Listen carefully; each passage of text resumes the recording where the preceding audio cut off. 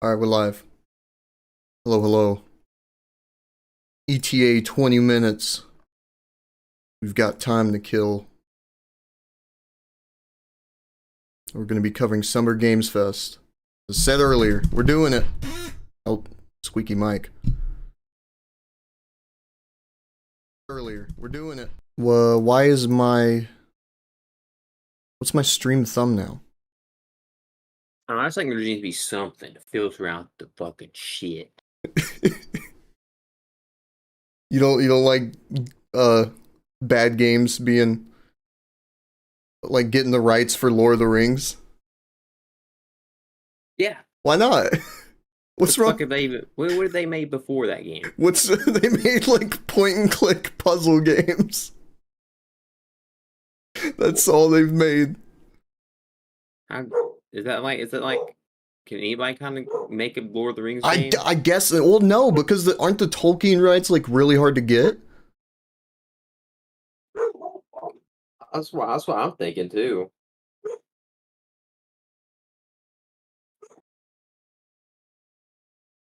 How do I, can I make it so the Discord overlays like on my desktop?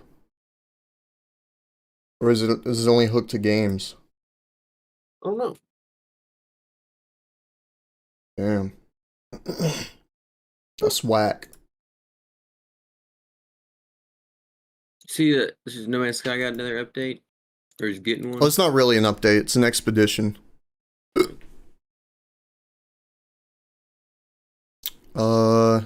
Where I'm gonna have to pull up this here, you can have this run in the background if you want. I'll have to pull up the live stream. Also, why is my stream's thumbnail is that? I don't know why.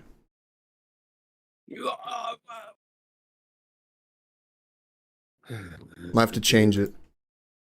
I know they did some like trailers yesterday, and they did some just a few minutes ago. Like a batch of them. Yeah, what was it, like Gorilla Interactive Digital or whatever? Yeah. Hey, what's up, Dividendin?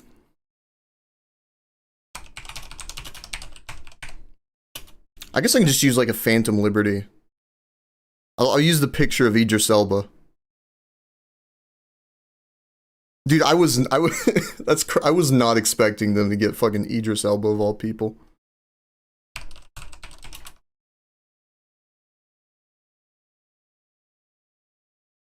Yeah, I guess for some reason my Rabbi Bill Clinton thumbnail isn't working. So I'll have to change it.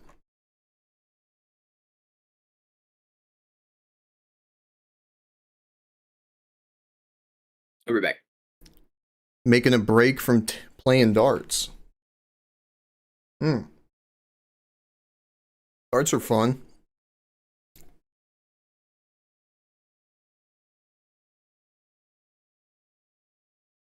You know what else is fun? Is trying to get this fucking Cyberpunk Phantom Liberty thumbnail to work. That's fun. I'm having fun with that.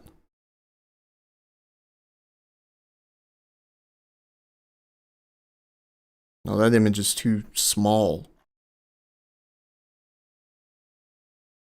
Oh, there we go.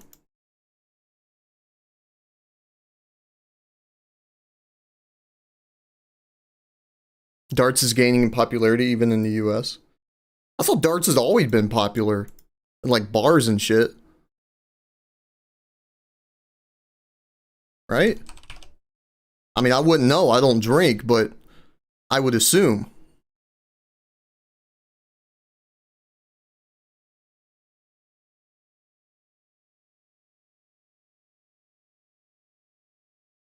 There you go. We'll try that thumbnail. So, I need to find some way to make this more appealing. I don't want to sit on the stream starting screen for the next 20 minutes.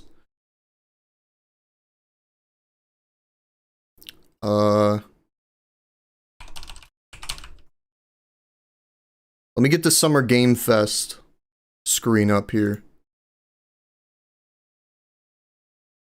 Definitely turn off chat. Holy shit. Yes. Do porn. Put some porn up here. Get people coming. How long do you think I would last? At least 5 minutes. Returning to playing darts. You're referring to them as victims. Are you going to be throwing the darts at them? I think he's going to commit homicide. It's going to be like what was it, Shaun of the Dead? Where he throws the dart and it sticks in his head. Let me try this here. That's a little bit off center. Let's make it on center. Oh, the dartboard. Okay, you're going to throw the darts at the dartboard. The victims are going to be the people you kill later on after finishing darts.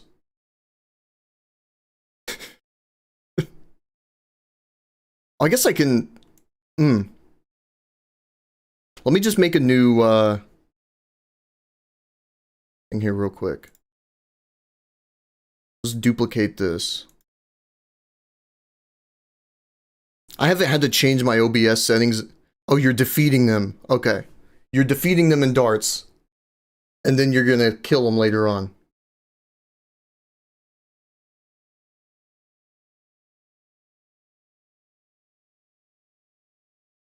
Yeah. Great. No killing. Oh, okay.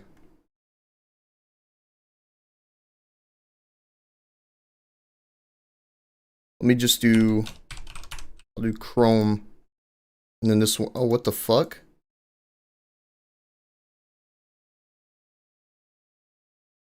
Ooh, I should have done this before I started streaming. This is fucked. Let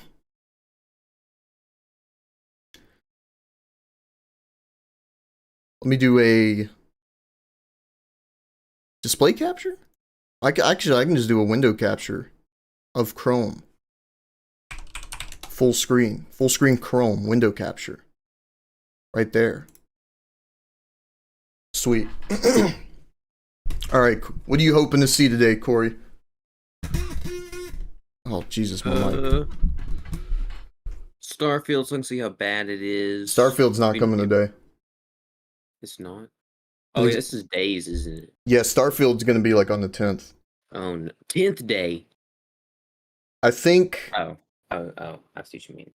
Yeah, I think, we're getting Mortal Kombat 1, Alan Wake 2, and Fortnite Wilds. Those are confirmed for today. Anything else? Who knows?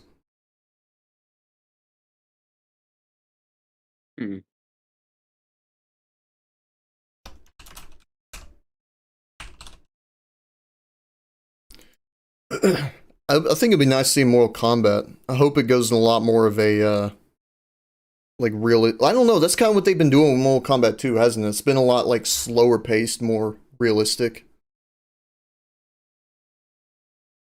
Might just pull a 180 and make it, like, super fast paced. I hope they do something like the older ones. Like, more mini games, like the... Oh, yeah, open world and shit. The racing and chess and like the...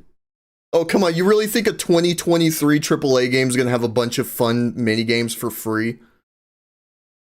Like hundreds of hours of content for the price of a normal game? I'll take that over. That's absurd. Test your might shit. I hate that. I do hope the new one has the towers though, like the character specific towers. I think they will have the towers. They've been doing those since well, more like Mortal Kombat 9, right? Yeah, but or I think 10, the online towers. Yeah, but I think 11 was the only one since it had the gear stuff. Oh no, Injustice 2 had them too. Yeah, I got Injustice 2 Ultimate Edition for like $11, and I like never played it. It's not as good as Mortal Kombat 11. The I don't know. I'm not a big fan of the combat. I know a lot of people, like a lot of diehards, say it's better, but I was a big fan of Mortal Kombat 11's gameplay. Yeah, when I played, I mainly only played Noob Saibot. That's fair. I just cheese his moves. Do you think they're gonna bring him back, or do you think they're gonna like go back in time, old school? Because it kind of looks like that. They're doing like, looks like they're doing a hard reboot. I'd like to see. I want Smoke in it and Rain. All the ninjas. Yeah, I hope Reptiles in it as well. I don't get why Liu Kang would create all these people, like all the evil people, when he reset the universe. Well, I think the idea is he wanted. I don't fucking know. The Mortal Kombat lore is so bullshit. Yeah, no, like 9 was technically like 1. That's when they like restarted. Yeah, Mortal Kombat was another reboot. And then they had 3 games and they decided to reboot it again because it quickly spiraled out of control when they decided to do the what was it, the time travel shit. Yeah. Oh hey, Avengers Endgame is out. Let's do time travel.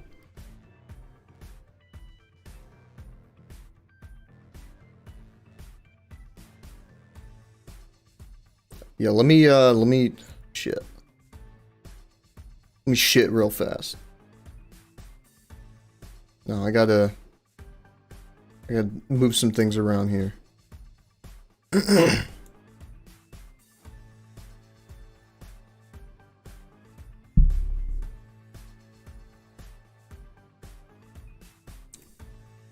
Gotta pull my stream up. Yeah, Phantom Liberty is gonna be interesting because there's no information whatsoever as to when it's gonna be shown. When's it going to be revealed? And I think that goes similarly for Payday 3. I don't think they have announced at all when Payday 3 is going to be shown either. So those will be interesting. But it'll be nice to see what the deal is.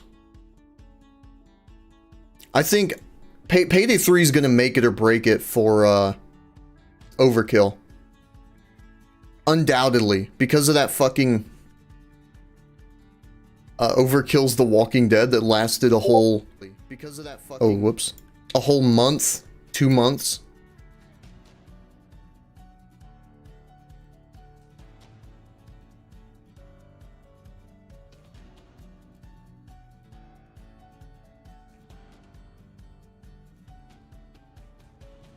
So yeah, I think Payday 3 is gonna make it or break it. Because Ulf Anderson's also making a heist shooter.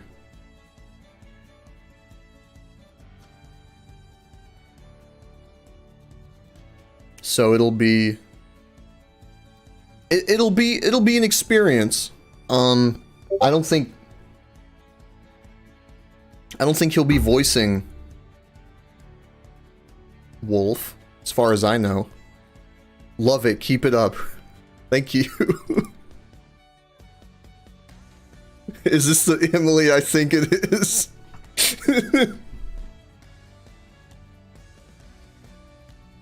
Yes, it is. Okay.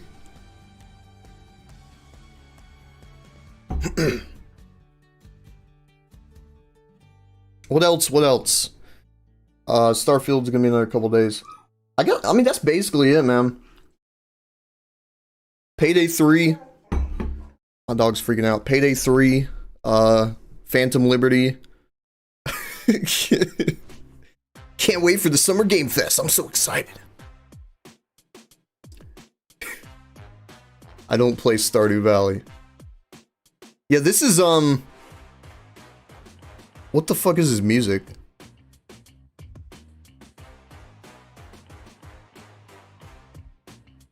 It sounds like music that would play on, like, The Ultimate Fighter, you know? When they're, like, bringing out, like, some guy from, like, Roswell, New Mexico.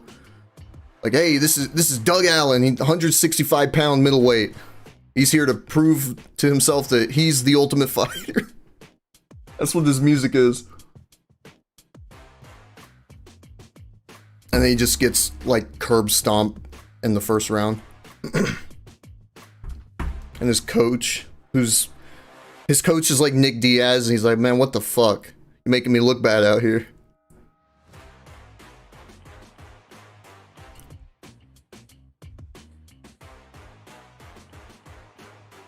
Oh, Alan Wake 2.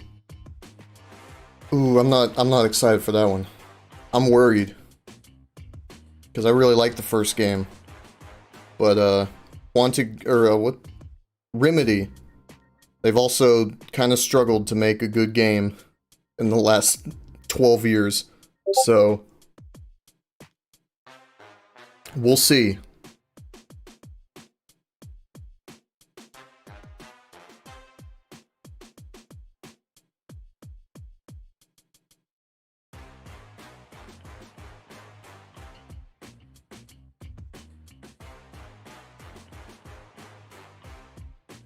Guess in the meantime, oh, the song ended. Let me go ahead and do a little bit of. Wait, why's your girlfriend in my chat? Just who you were talking to. Huh? You streaming. What? Just who you were talking to. Oh. I said you were streaming. And she asked on what? I forgot that Payday 3 is going to be shown sometime. Maybe today.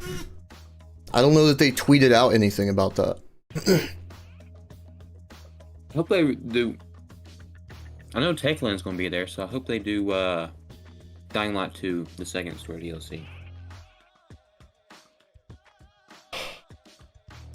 I don't give a single solitary shit about Dying Light 2. They oh man. Let me go get something to cover my drink real quick. There's gnats buzzing around. I don't like it. They're everywhere.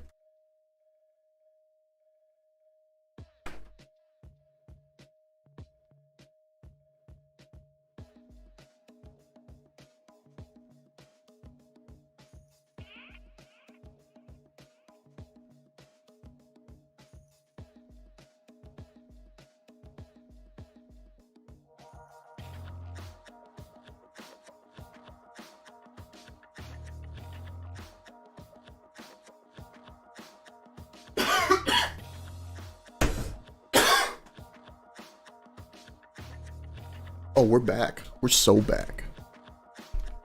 Speaking of Mortal Kombat, you think we'll see Sobek? Wait, Sobek. Sobek's not Mortal Kombat.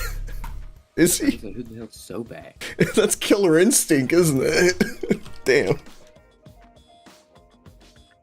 No, Sobek is Smite? You mean Cyrax? Damn, bro. I don't know. I was just trying to do some like transition. It didn't work out. Transitioning in 2023. Can you believe that? Oh, it's starting. 36 seconds. I don't know if we will see Payday. Capcom's having a showcase later.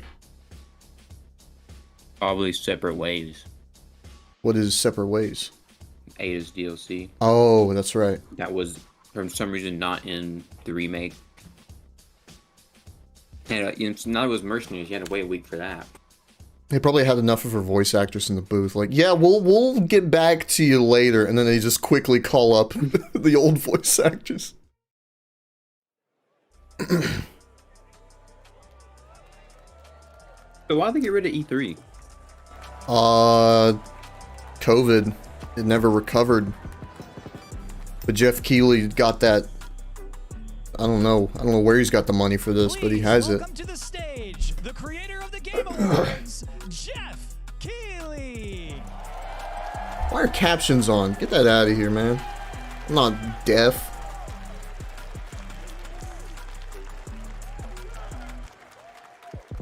Hello, everybody. everybody. Welcome to Summer Game Fest. We are in person, and today we've got a look at what's next in video games for you. We are live here in Los Angeles at YouTube Theater, and it feels so good to be in person with a live fan audience for the first time ever. Welcome, everybody.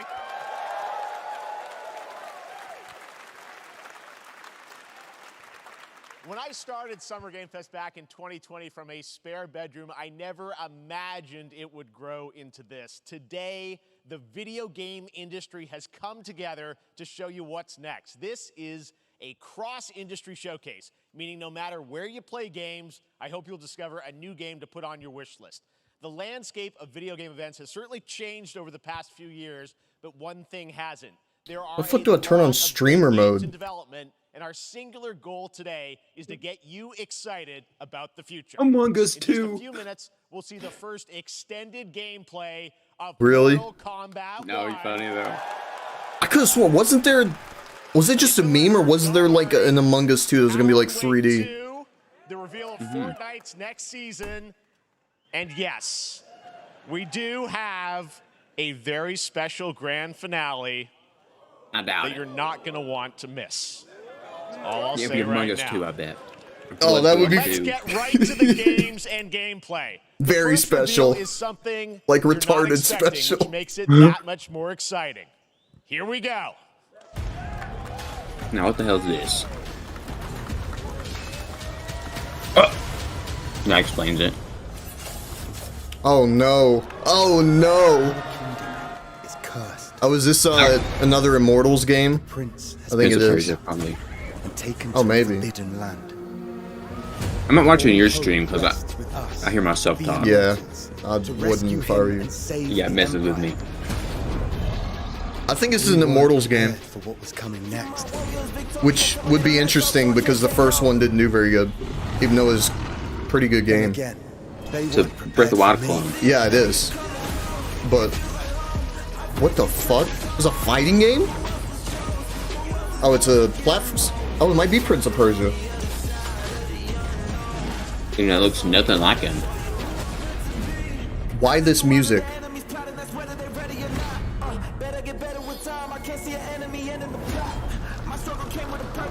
I think it says Prince of Persia.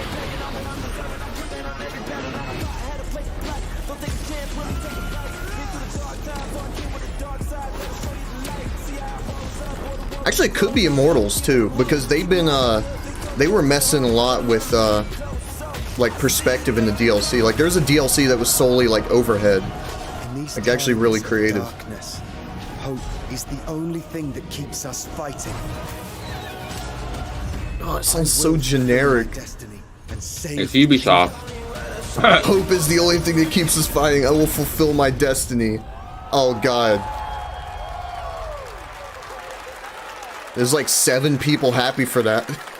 Yeah, I'll be in the crowd. Boo. Oh, Ubisoft, what the There's a little fuck? surprise. Prince of Persia: The Lost Crown is coming in January 2024. A brand new action-adventure platformer in the iconic series with deep combat, some huge boss fights, and of course, incredible platforming. If anything, I'll commend Ubisoft for actually making a side-scroller platformer. You'll be able to see more at Ubisoft Surprised Forward. they're actually streaming on still Monday trying to as part make of Summer Game games, Fest. not just All right, let's move along money to pits. another iconic video game franchise Splinter Cell. that just celebrated 30 years. That's right. Yeah, It's time for Mortal Kombat 1. Mortal Kombat. Let's see it. No, they'll probably show Splinter Cell at Ubisoft's Direct. It has been 4 years since MK11, and ever since, Ed Boon and the team at NetherRealm have been hard at work on the most ambitious MK yet that reboots the series into a new era timeline. And it's coming this I September. do like that they Everyone has been showed the asking, trailer and what it's does it only like look 5 like? months away Who's on from the roster? first trailer. How do the new Which I Canada think Yeah. more games can do fighters that. look? Well, And not now even 5 it is months, like time a for couple combat. or No one. spoilers, Yeah. But this video is Good on literally insane. NetherRealms. Here is an extended first It's not like seeing a trailer and it's like 2025. I hate that shit so much. It just means you want people to get hyped for a game that doesn't exist yet. Let's do it. Outer Wilds 2 or Outer Worlds 2 or whatever did that.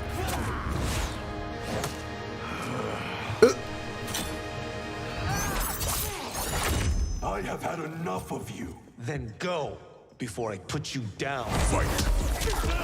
Oh, this looks like Mortal Kombat 11.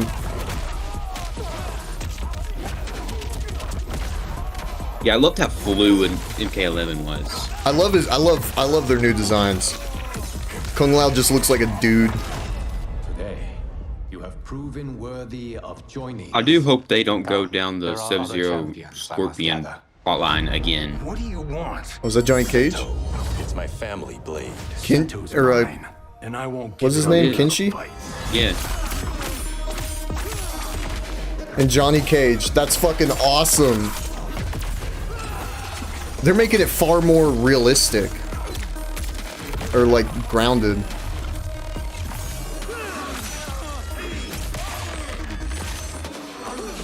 X-ray attacks are back. Blood effects look a lot better.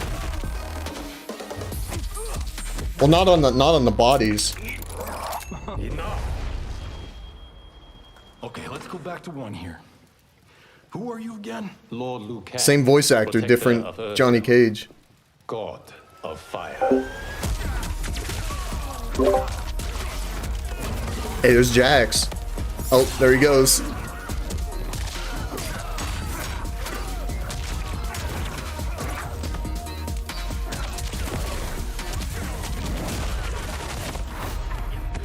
You have skills, Raiden, but you're inexperienced. Whatever experience I lack, I make up for in heart.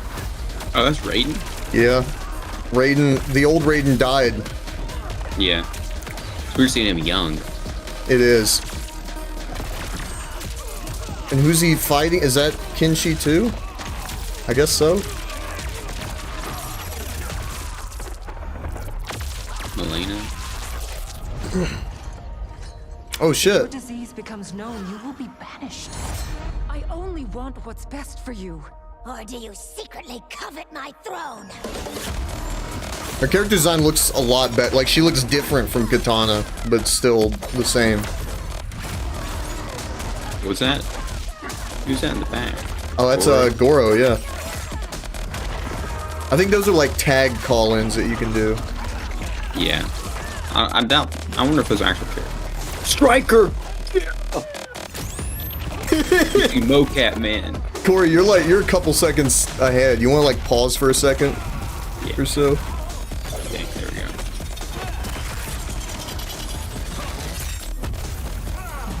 See, it's interesting because they're like combining old characters and then the new like remake ones. Kano.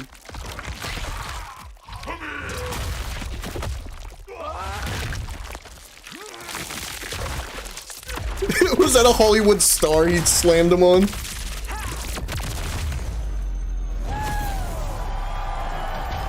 Yeah, it looks good.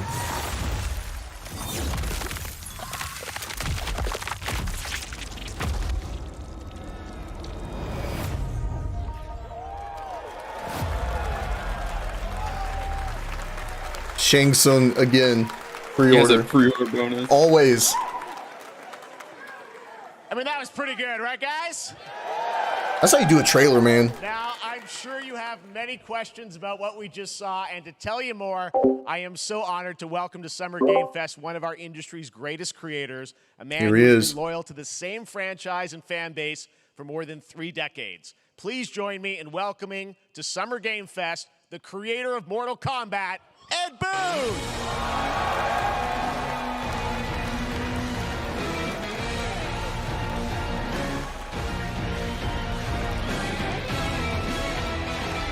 This dude doesn't age, man. Oh. They love you. All right. Well, Ed, first of all, thank you for that incredible world premiere. We got to see all of the gameplay of MK1, and everyone just wants to know more about this because, first of all, this is it's MK1, right? It went from 11 to 1. So tell us about this. Is it a new timeline? Yeah. I don't know how many people have seen the Kinda like ending the, of Mortal Kombat Xbox 11. One. Liu Kang basically was kind of graduated into like, a fire god, right? And he created a brand new universe. And this universe, this is why we're calling it Mortal Kombat 1, is because this is the beginning of a new timeline.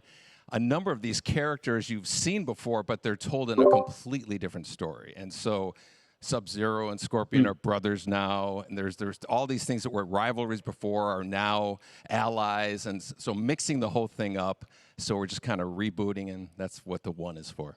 Well, it looks incredible. Everything we saw there was, in-game gameplay. The cinematics look incredible. I know the team has been working for 4 years on this, but the thing we got to talk about are these cameos, because we saw some pretty amazing stuff there. Now, so tell us, how does that work? You have your main, character that you'll pick, and then I know you also have a separate kind of cameo menu, so you pick sort of a pair when you start the game? Yeah, normally in a fighting game, you'll see a look at that character roster, design basically, for Kenshi. That looks fucking great. After you do that, there's a second roster of characters, which are a whole new, completely different fighters that are the cameo fighters, and these fighters actually, they will join the fight.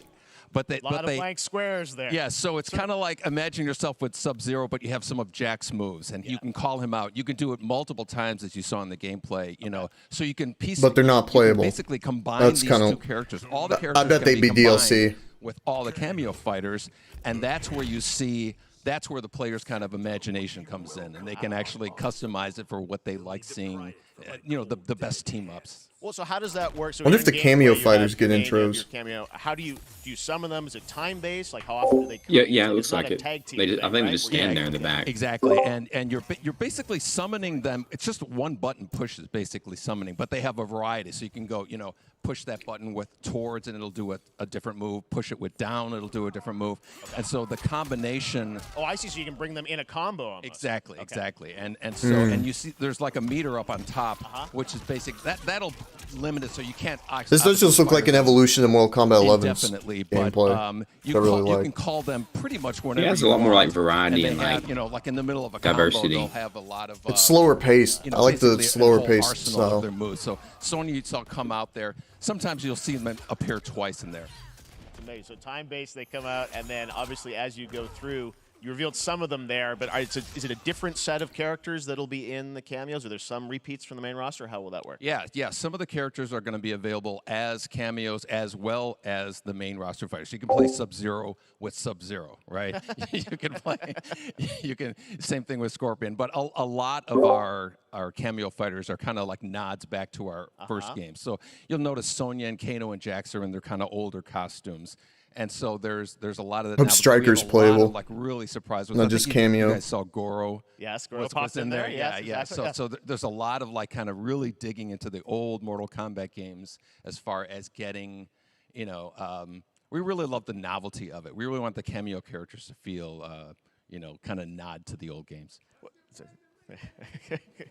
Well, speaking of not the old games, let's talk. You confirmed, I think, or it's at least known that Jean-Claude Van Damme is actually going to be in this game as Johnny Cage, right? Yeah. Is that Oh, really? What the fuck? That was people don't know the story. I mean, Bloodsport was such an inspiration. That's awesome. Combat, so that Taiwan dance he does in that movie. It's a huge first full circle moment. The first Mortal Kombat game we originally. He sounded a lot like Johnny Cage from the and that never really worked first out. 3 games. So I can't tell you how many times over the last 30 years we've tried to get him. We were this close, like 4 or 5 times. And so finally we got him, and he's doing the voices, too. Wow. So you're going to hear Jean-Claude, his voice doing Johnny Cage lines and stuff like that. We're really excited. Better than wow. Well, I know the team has been working so hard in Chicago to build this. Oh, yeah. Jesus Christ, that woman can't act. Right? That's right. This is maybe she could now since she's been in WWE. She's been a lot. She's gotten a lot more charismatic. And so, but we could not be more excited in terms of getting players' hands on it. And throughout the summer, we're going to be showing a lot more content, a lot more characters, a lot more cameo characters. Thank you so much for giving us the first look forgot. at MK1. As you said, this weekend people will be playing it, press and media, so we'll be seeing lots more coverage, lots more characters to reveal on the main roster and cameos. Ed Boon, thank you so much. First look at Mortal Kombat. Awesome. Thanks.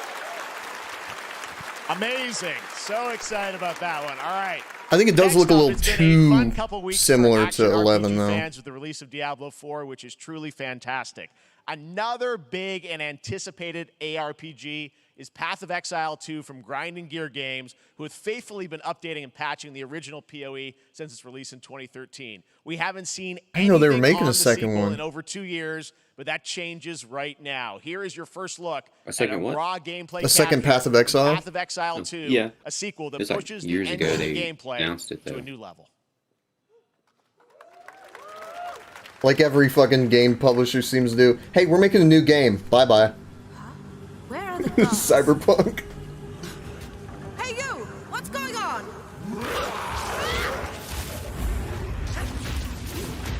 It was kind of weird announcing this and showing gameplay right after Diablo 4 came out. You know what's weird is having a fucking overhead RPG with no HUD. I get it, but it's... I'd like to see the HUD.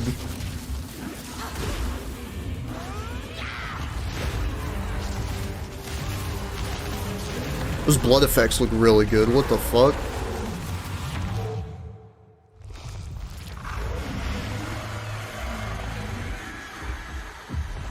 Is that it?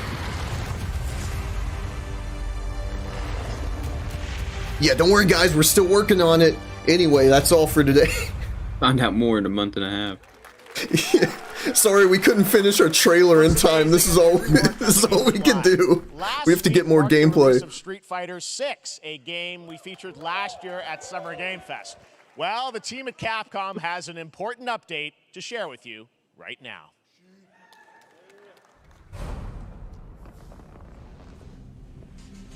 It's just gonna be the fighting game showcase. Why was that feet shot necessary? This is Better Call Saul. I am the advanced Ugh. artificial intelligence. Oh, that's a good disclaimer to have. This is an online-only game.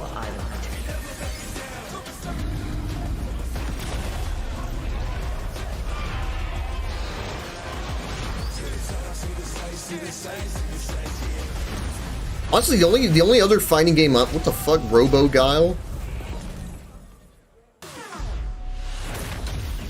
The only other fighting game I'm looking forward to is the League of Legends one. I think that one looks really good.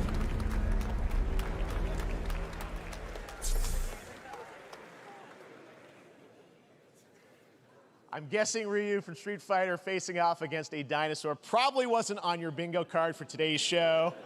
That Street Fighter Cross Exoprimal collab will launch in the fall, with the game coming out on July 14th. I wonder if mentioning a bingo But guess card's what, on the guys? bingo That card. may actually not be the craziest collaboration on the show today. Check this out. There's nothing more powerful than imagination. Is it Nick Cage?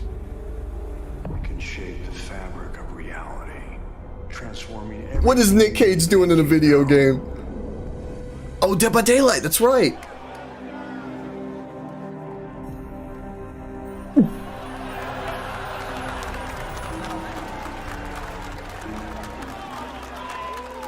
That's right. Nicolas Cage. Green is coming Lantern. to Dead by Daylight in July. I mean, I don't know how Nick these Cage, things Green happen, Lantern. but That'd be funny. I figured the easiest way to find out is probably to go right to the source. Corey. This man's bold creative choices have earned him an Academy Mic is Award muted. and a few memes Zane's on in the chat. internet Say across hi. more than Right 4 now. Hey, Zane. decades of incredible films. Please join me in welcoming to Summer Game Fest, Nicolas Cage. What the fuck? It's like Keanu Reeves. Yeah, Keanu Reeves, Nicolas Cage. Who are they gonna bring on next? Nick Cage is everything. That's what they should have. Thank you, everybody. He looks so young. Yeah, I know. I gotta say, welcome He's to the not that video old, game man. world. Oh wow, yeah, thank you. I'm so happy to be He looks invited younger to without your the very, beard. Very cool club, everybody. Finally, I mean, I gotta say, this is such a crazy, unexpected collaboration. I gotta understand, how did this come about? I mean, some people be like, oh, maybe he'll show up in Fortnite, maybe he'll be in a Hideo Kojima game, but Dead by Daylight. Oh, he should be in a how does this Kojima game. happen? Well, it's a That's right up his museum of alley. Horror, right? Yes. And when I make movies, one of my favorite genres is horror. And in this, and in that genre, there's a character, a murderous ghost named Sadako, who I think is amazing, and she made an appearance in this game, so that was good enough for me. Okay. Yeah, I mean, that's what's fun is you're playing one of the survivors in this game, and it's cool that, it really is this museum of horror, Michael Myers, you said all these different characters all coming together. And you play yourself, or who do you play? So I play this heightened, exaggerated version of a film actor named Nick Cage. And he's going to a location thinking he's making a movie, and instead he wakes up in the fog. And in the fog, he's surrounded by crows and serial killers, and it's rather amusing. And there's something about it that I think, as a survivor, is like a bonding experience. It's a bit like hide and go seek. You have your 3 other teammates who are survivors with you, and it's teamwork. You're working together to pull through, and I like that. And so that was a large reason for wanting to do it as well, that feeling of bonding with your friends. And you're fully in for this. I know we heard your voice in there, so you recorded lines for it and everything? See, I want you to know when you're playing the Nick Cage survivor, I even have, when you're choosing your skins, I even say, always remember to dress to match your talent. I want you to know that you're with me, that we're one, that we're fused. And so it was important to me that everything $5.99, is it? I say, from the scream to the grunt, down to the most minimal, exasperated expression of a sigh, whatever it is, it's my voice, so that we are fused. All right. Fully method. This guy's so fucking enigmatic, Jesus Christ. This is so fun. This game, as you said, is such an awesome kind of, collaboration with so many different characters. For you, I mean, how did you find out about Dead by Daylight? Do you know much about the video game Somebody world? very important in my family is a Dead by Daylight enthusiast, and that really put the hook in, pun intended. See, Dead by Daylight to me was an opportunity to branch out. I've never been invited into this space before. Yeah. I'm always looking for new adventures. So this to me was like, wow, I can make a whole new audience, meet a whole new audience, and branch out and go on this Dead by Daylight adventure. I didn't say, it took me nothing but a split second to say yes.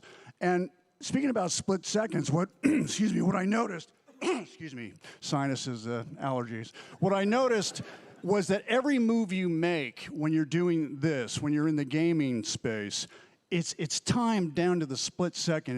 It's a very immersive experience when you're acting out in this space, because every move, every grunt, every sigh you make has to be timed perfectly with the gamer's moves. So that was something that I learned from this, and I'm always looking to learn something. Well, we love having you in the video game world. What the fuck is he saying? Thanks, guys. Nick, thank you so much. Hopefully the first of many.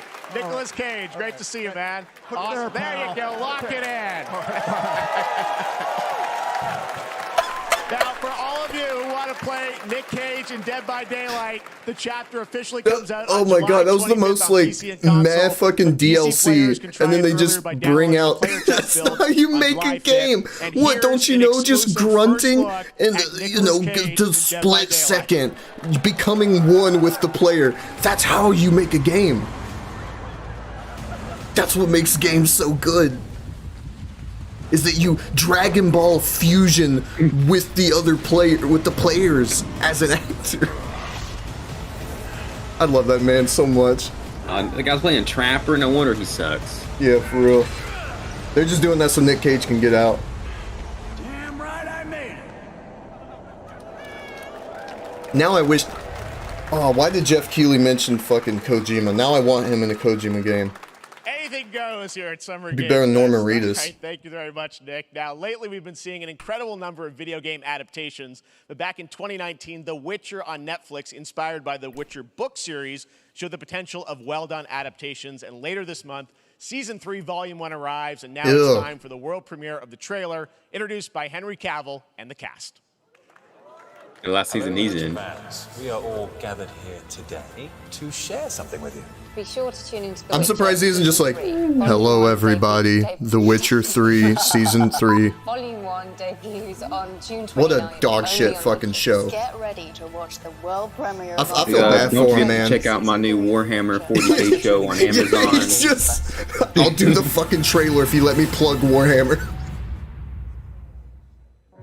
I'm excited for that show, though. It's going to be accurate, at least. It won't get you a statue. Yeah, what this show is just a product of all things wrong with Hollywood, which is you don't trust the creatives. I want to do my own thing. Yeah, but you're adapting something that is markedly better than anything you could possibly do because you're not talented. So why don't you just follow it to the fucking script? And it'll be good, and people will praise you for your fucking Game of Thrones, man. That show was so good until they ran out of book material, and then they had nothing to go on. So they had to. It would have been better if George R. R. Martin stayed on help. It would have been better. It would have been better if he finished the fucking books and didn't just sit around for 12 years. Oh, hey, sorry guys, I can't write the books. I'm busy doing House of Dragon. Oh no, sorry guys, I can't write the books. There's a writer's strike right now. Like, yeah, Elden Ring. Oh yeah, hey guys, let me write like 400 pages of lore for Elden Ring. He will do anything except finish that book series because he knows it's gonna be very hard to do. Before he dies, he needs to give the rights to Brandon Sanderson and just be like, hey, you can finish it. That's the only person I would trust with finishing those books. That's the wild hunt. History has a way of repeating itself. Well, no, if history had a way of repeating itself, season 2 would have been as good as the first season. Tell an even more menacing future. I like the choreography and the fight scenes in the first season. I understand real. Yeah. Well, I like how they were shot. I saw a video by a guy who like trains in swords, and he's like, "This isn't very good, but it looks cool." Is that so? Yeah, I've seen that video too. Yeah, I wish more movies did long one-take fight scenes. I don't. Actually see them I think fight that's what everyone tries to do now, and it's becoming oversaturated. Or rather that than like Marvel jump cuts where you can't even see what the hell's going on. That's true. There needs to be a nice middle ground. Upgrade had really good fight scenes. Oh yeah, I love the camera. That movie is so underrated. It is. That is one of my favorite movies. What the fuck is this? Fortnite 3. Oh no, a walking sim. No, I'm mad. Techland never did Hellblade? Hellraid. That game looked really interesting, and then they scrapped it for Dying Light and made it DLC. It wasn't good DLC either. Oh god. Doom clone. Oh no, it actually is. No, not really, but like the movement. It's an arena shooter, but it's like it's steampunk. Or not really steampunk, it's colonial.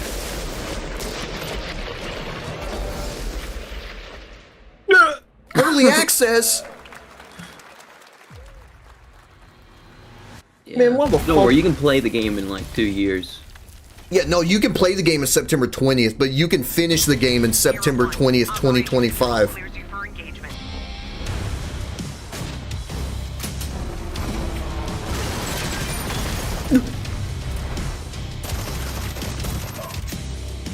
Man, I love simulated shooting people in real life.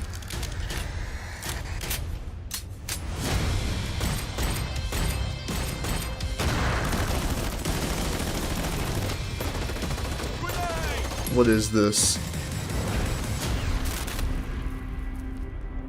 Let's go. Is this just like a bland Oculus trailer, or is it for like something particular?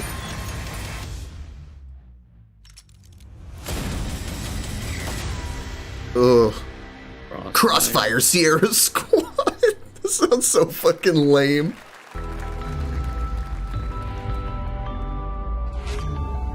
I stretch my limits all the time. Why would you try and sell a gaming monitor and then show Callisto Protocol as the first game? Oh, Ruined It too. I'm excited for this. Yeah, this got revealed late yesterday, didn't it? Yeah. Well, it got revealed a while back, but they keep showing stuff on it every time. Yeah, it looks really good. I like Ruined It.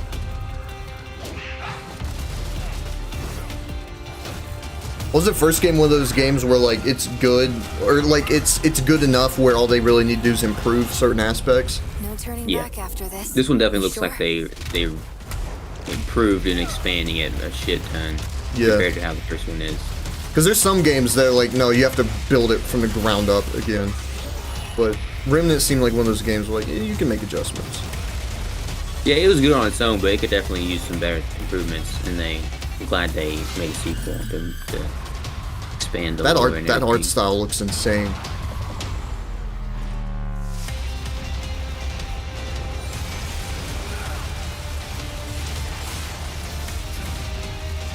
You know, the flail, and then the fucking mini or LMG. That's awesome.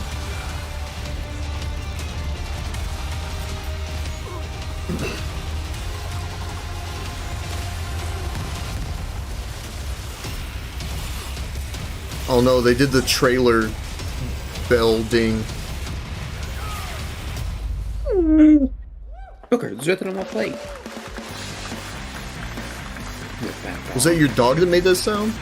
Yeah, he's begging. There's nothing on my plate. It's all gone. He's just sitting here begging. All right, we have much more Summer Game Fest to come, including a first look at the gameplay of Alan Wake 2, the world premiere of the new season of Fortnite, Call of Duty Season 4, and maybe a few more surprises for you. As we go through today's reveals, use the hashtag I don't think gaming on Payday TikTok, 3 is on coming out TikTok today. to react to the news. And we want to welcome everyone co-streaming the show live on TikTok, Twitch, YouTube. I think if and other anything, platforms. Phantom Liberty is going to be Those the of you on surprise Twitch, We reveal. also have a special Warframe Twitch drop, a free Steinax Warframe. And I think they're going to have Idris Elba on stage with The it. show. Now, speaking of surprises, another legendary gaming hero is set to return later this year in a brand new game built from the ground up in a style that I think is going to get this fan base and longtime fans of video games very excited. Here's another Summer Game Fest global game announcement. New thrills with a classic feel.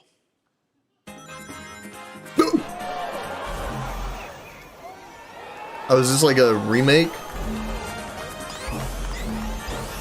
Cool.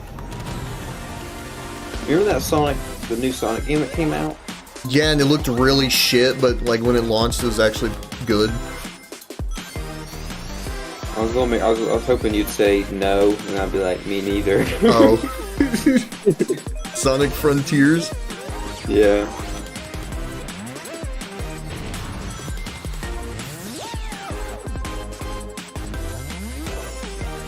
How many times now have they tried to remake like the original game?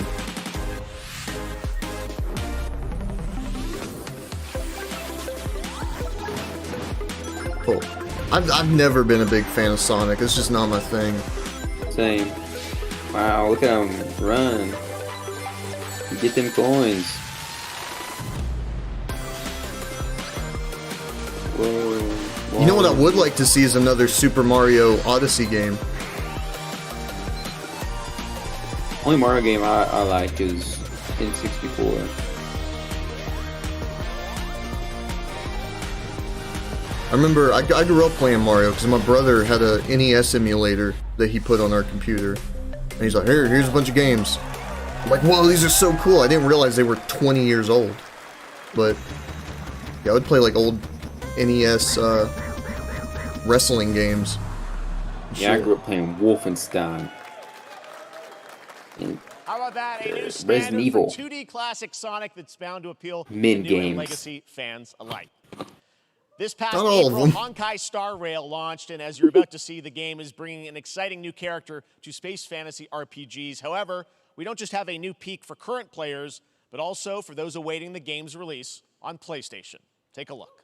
What game? I don't know. I wish this universe had a few more things to do. Oh god. Would you get bored running across the map every What the day? fuck? Genshin 2? Team Trailblaze, back from duty. Mission 1 accomplished. Kill me. Where's our next stop? I can't wait. I hate fucking women who do the anime voice stuff. Bitch, shut the fuck up. He should be a voice actor in this game. I should be a voice actor.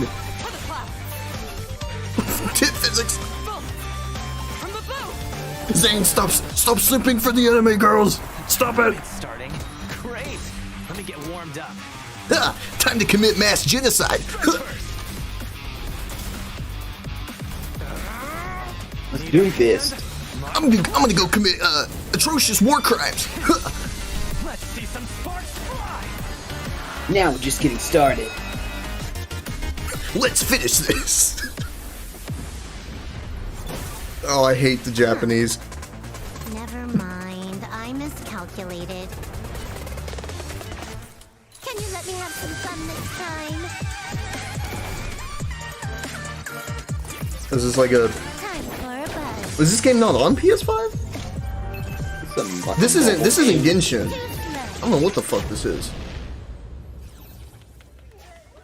I've never heard of that in my life. 4 people just clapped. Inspired by the story of Pinocchio, Lies of Those are just like everyone else was embarrassed to clap in public for that game. Which is coming to Game Pass, PlayStation, and PC this year. Well, if you're wondering exactly when, we have news to share with you on its release with this brand new trailer.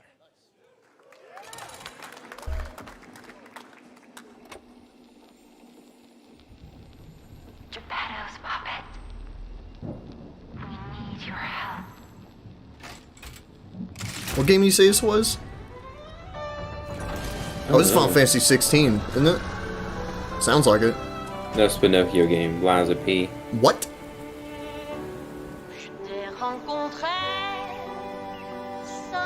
I feel like you're memeing me. Did you just say Pinocchio game? Yeah, it's called Lies of P. Pretty sure. Is this a Pinocchio Souls-like? What the fuck?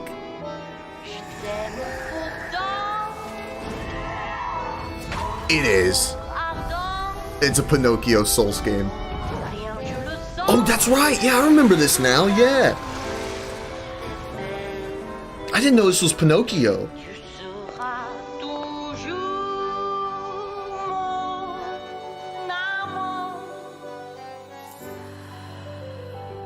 Why is he dressed like the protagonist from Evil Dead? Or, not Evil Dead. Evil Within. See? That's Evil Within.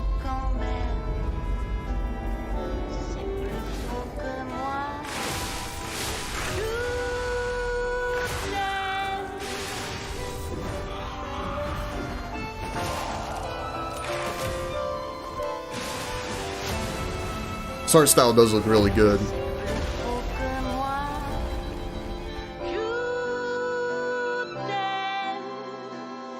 Okay. Listen, pal. Nice landing, but let's not make it a habit. Oh no. Yeah, that ruined the whole trailer. Oh no! The Forspoken all over again! Why would you do that? Haven't you learned your lesson? That's right, a demo for Lies of P is now available across PlayStation, Xbox, and PC. Check it out and prepare for the release on September 19th. Now it's time for the reveal of a visually stunning new game based on a classic manga with a story and world created This by is one like of the the most anime celebrated anime story artists hour. of all time. This is one of those games that I feel lucky we get to reveal for the first time here at Summer Game Fest. And I think you'll be pretty hyped once you see the gameplay, all built in Unreal Engine 5. Berserk. Here we go. Why do they put the anime games in the middle if they know that's when people are going to be like the least attentive?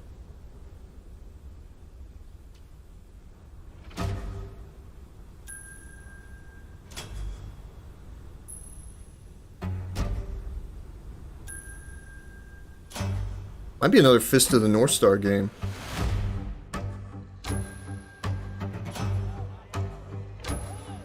Ew.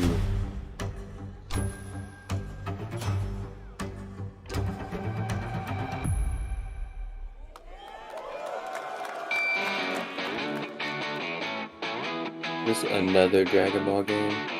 I like the art style. This doesn't look like Dragon Ball.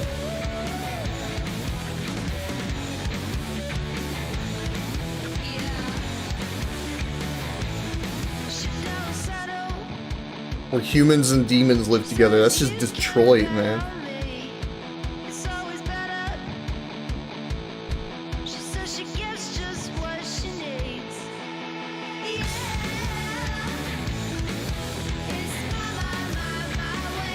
It feels weird having this music over this trailer.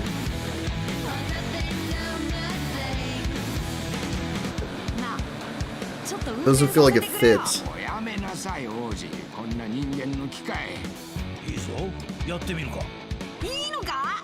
Who's making this game? Bandai Namco? Okay. Sandland, get ready to become an unlikely hero in an adventure where you don't need to be human to save humanity. That's coming from Bandai Namco, and we're excited to see more of it soon. Independent games are such an important part of the industry, and one thing that's very important to us at Summer Game Fest is supporting those creators as well. After the live show, stay tuned for Day of the Devs from iam8bit and Double Fine with some incredible indie game reveals. Now, one of the biggest independent publishers is Annapurna Interactive. And later this month, as part of Summer Game Fest, they'll be revealing a number of ambitious new projects. Let's see how many you can figure out in this little tease.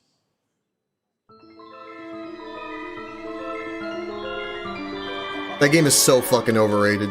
Stray was so overrated. I never watched anything. Oh my god, I get to play as a cat! That's all you do. You run around for like 10 hours, not even 10 hours, as a cat.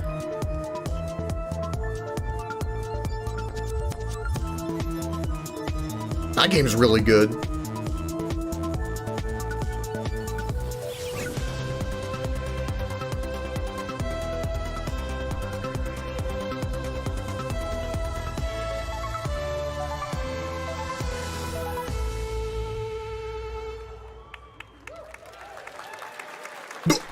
That's a month away, bro. What the fuck? I wonder what that was at the end. We'll find out later this month. All right, next, we're stepping into the world of Throne and Liberty, a free-to-play PC and console MMORPG from NCSoft and Amazon Games with an always-changing environment, massive scale, PvPvE. What is Sucker Punch doing? Sucker Punch is making another Ghost of Tsushima game, aren't they?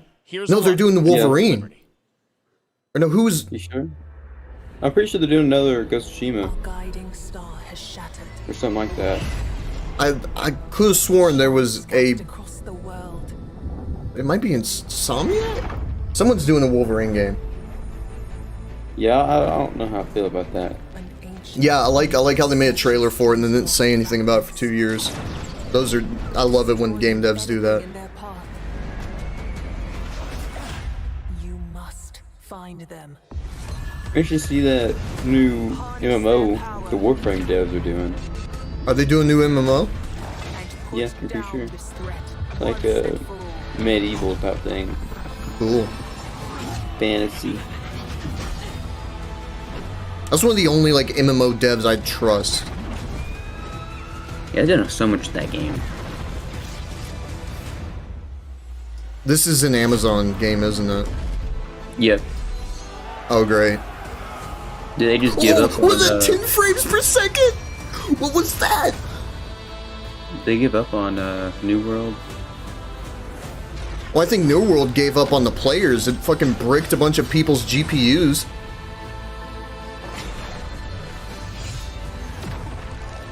This reminds me of that one failed I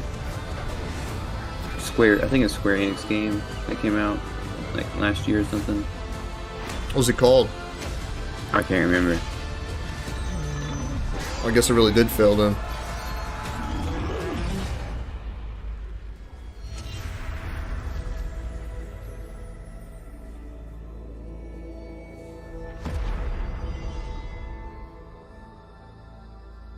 Yep, Amazon Games. Looks great. I also want to say hello to everybody I got blank screen, I watching on refresh. Steam right now. I'm sorry we don't have any free Steam Decks for you right now, but on June 19th, Steam Next Fest does return, giving fans a chance to try out hundreds of new in-development games. One of them is the free-to-play medieval fantasy sword fighting game Warhaven from Nexon, which lets you transform into supernatural immortals. Here's a new look. Yeah, Nexon is on everyone's shit list right now. What? Dark and Darker. They fucked over the devs of that. They had to take it off Steam. Oh, wow. Now they're in a lawsuit with Nexon. I don't know, something about like rights. Yeah, people are not happy with Nexon. Which sucks because Nexon are, they're the publisher of the finals. Also, this looks like For Honor 2. Stolen Code. Yeah, that's right. They were accusing the Dark and Darker devs of stolen code, weren't they? Which, I mean, I don't really blame them, because that game does look like a Unity asset flip. But, like, it's actually fun. It's not a bad game. I saw General Sam play it, but I never really done it. Me and Caden played the beta. It was really fucking fun. I hate, like, Tarkov-type games, but that one was good and fun.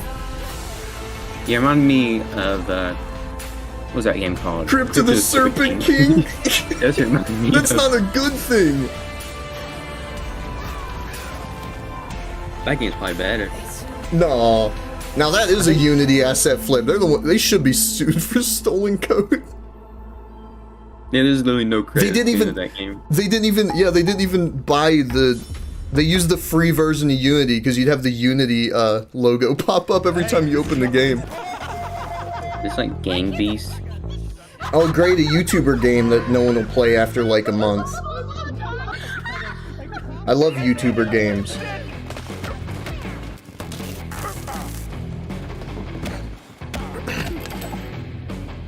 Wonder what the next YouTuber game will be next month.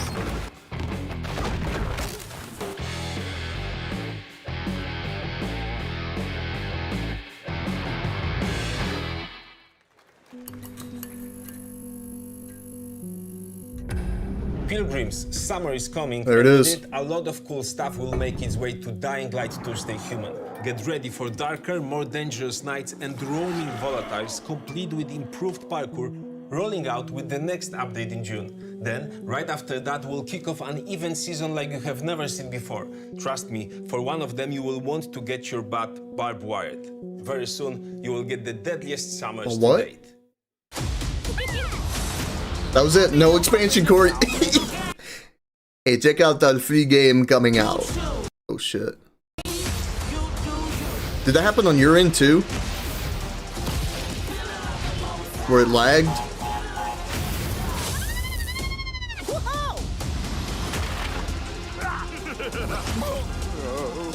Also, is this just like Crash Mario Party? How long is it? Wait, this end? I don't know. Well, I have to go. I'll be back though. Okay. I'll be back. I'm sending Discord down. Okay. Mute your mic.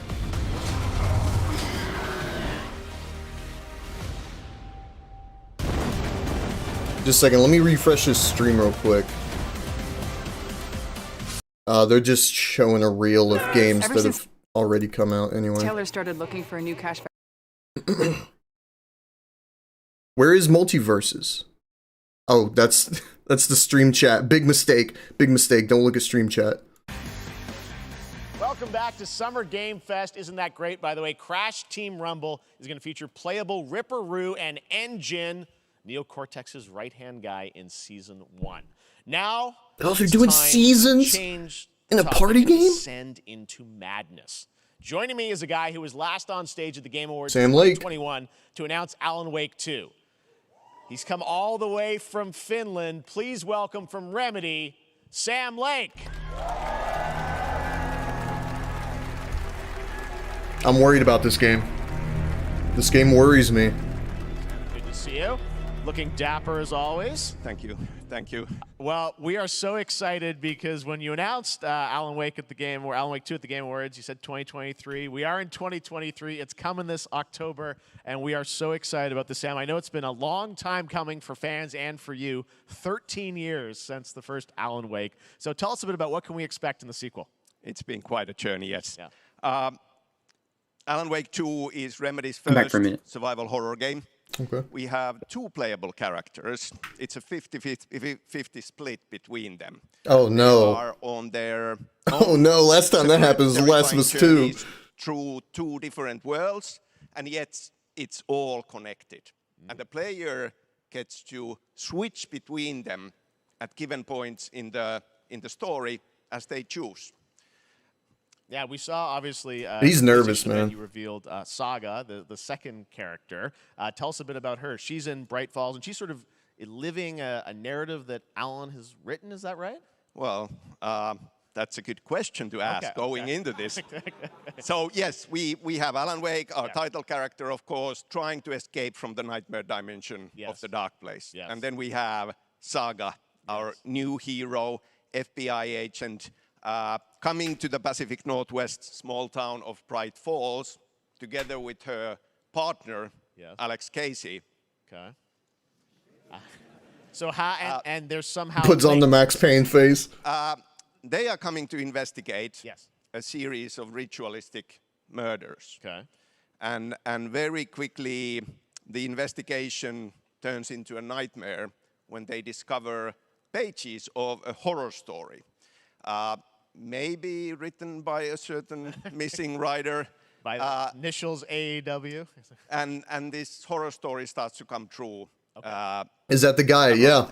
He was in the first Max Payne. Alan is still going to be playable in the game. You're going to experience his They journey, modeled but Max Payne off of Saga, him. This is sort of new character, and there is that sort of link. Tell us a bit about, you said split 50-50. Do they have separate missions? How? Because I think you can play them in sort of different sequences or orders if you want, right? Yeah, we go into the experience playing as Saga. Okay.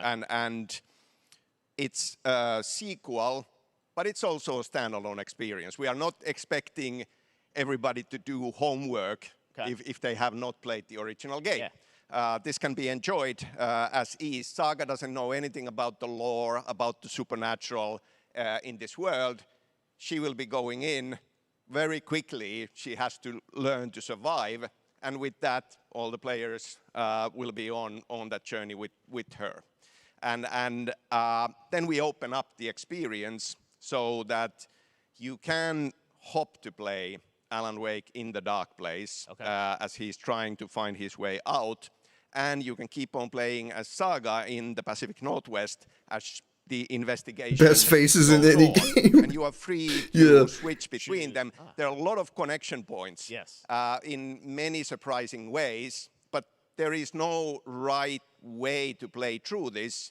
You can choose. You can go on as Alan all the way close to the end, or as Saga, or you can keep hopping between these two. Yeah, I wonder which one players will use in Alan Wake 2. Challenging, interesting narratives in unique ways. I mean, Remedy's always been known for that, and you especially, so we can't wait to see how these stories intertwine, I'm sure, throughout the experience. Today, though, I know you brought with you some gameplay of Saga's adventure. We're just going to see a raw segment of the game, right? Yeah, raw gameplay for the first time ever. This is early on from the experience. They're hyped, Sam. They're ready for it. So tell us, what are we going to see? What supernatural forces of darkness have brought the murder victim, in this case, back to life as a monster. And Saga is outside Bright Falls at Cauldron Lake, trying to find him and stop him. Okay, with that, let's take a look at raw, unedited gameplay from Alan Wake 2. Thanks, Sam. Thank you. I think it's a great decision to have a James McCaffrey voice Alex Casey. Also, I really hope that HUD's work in progress. I'm not a fan of that. I assume it is.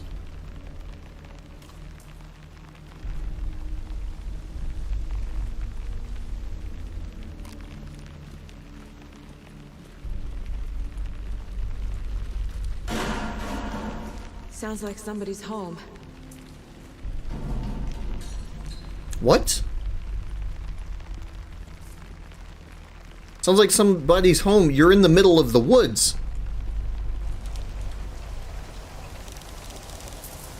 And it's windy.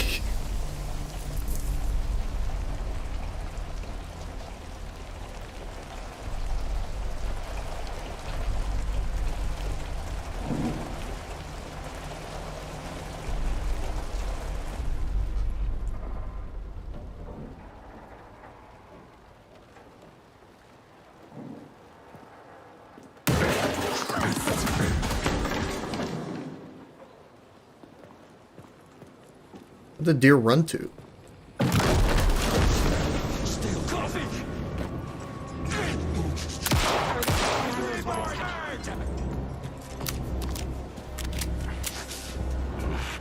Classic COD tactics, reload after 2 shots. A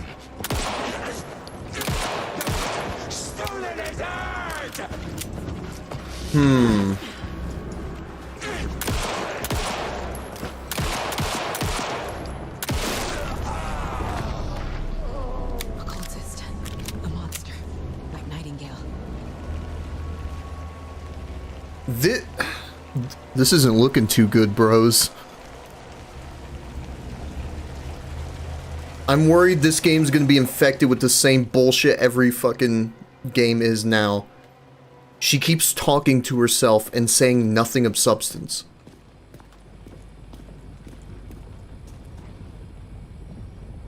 I really hope they know, you know, to choose their words carefully and not just have the fucking protagonist narrate every little thing. The text on the heart is clearer now. Legible. I knew it would be here. Like I saw it in a dream.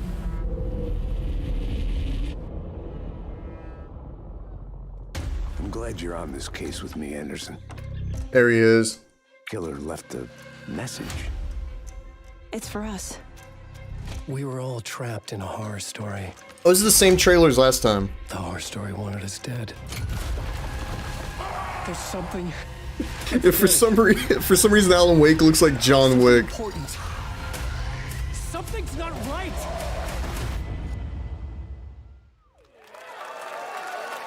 Oh, Epic exclusive. What the fuck? Long time coming, but Alan Wake 2 looks incredible. I don't know how I feel about that, man. And Remedy for that first look at gameplay. Now let's get a first I'm a big look fan at of the first game. campaign of Warhammer Space At the same Marine 2, time, Saber and Focus. you also had Control and Quantum Break that came after the first We're game. facing a Tyranid splinter fleet. They engaged us on 2 planets, Avarax and Kadaku. I'll be straight with you, Titus. I have my reservations. What has Saber done again? There could be questions. They showed this, That'll be a problem. I think it was at TGA's.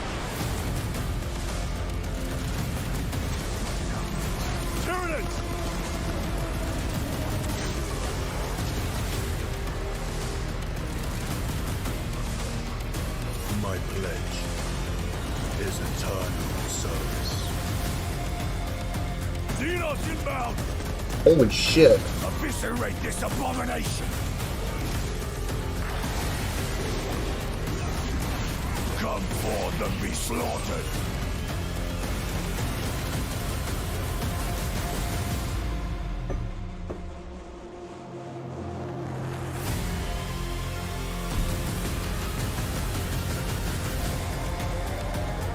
Open the gates. Care to see who can slay more Xenos for the Chiron? I thought a piece of that statue would offer more sport. Hold them back, damn it! For Ultramar! For the Emperor! Okay, that makes sense. These guys made the World War Z game, didn't they? That explains the ridiculous... Oh, does Focus Home? Fuck. That would explain the ridiculously fucking crazy, like, hordes.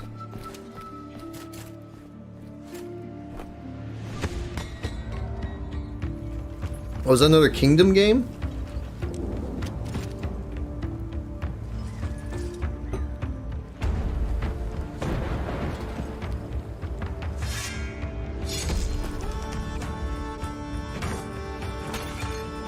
Pixels equals good. Sometimes it is a Kingdom game, isn't it? Kingdom's actually pretty damn good.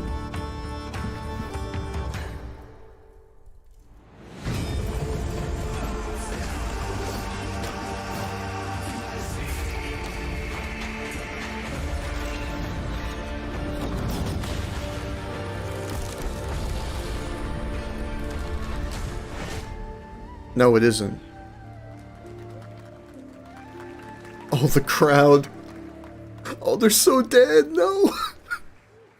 Beautiful indie game. Yes, Your Grace, Snowfall. Now it is time for another. What has global Brave at game Night announcement. made? This one comes from the minds of Saber Interactive, Focus Entertainment, and yes, horror master John Carpenter. It's a brand new world. Oh, they made mind a scanners? brand new What is that? story, and looks like a heck of a lot of fun. Check this out. Oh, that was a game that was already out.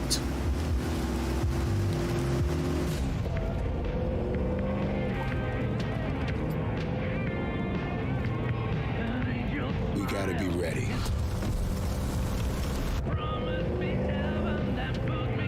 Nobody half-asses it this time.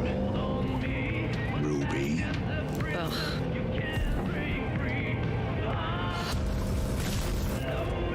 On my mark. Oh my god, fucking checkbox ticked. Half-shaved head, fucking colored hair.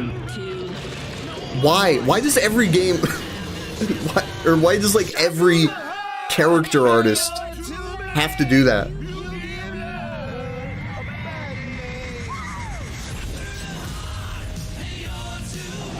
John Carpenter's Toxic Commando.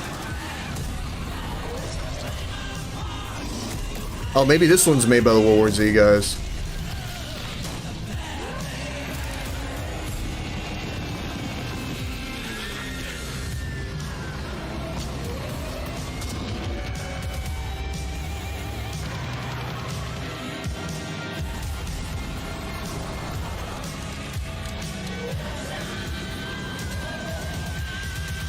Interesting.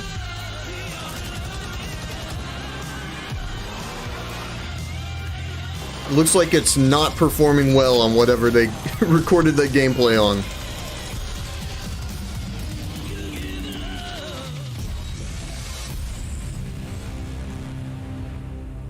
Oh, they got the trailer bloom.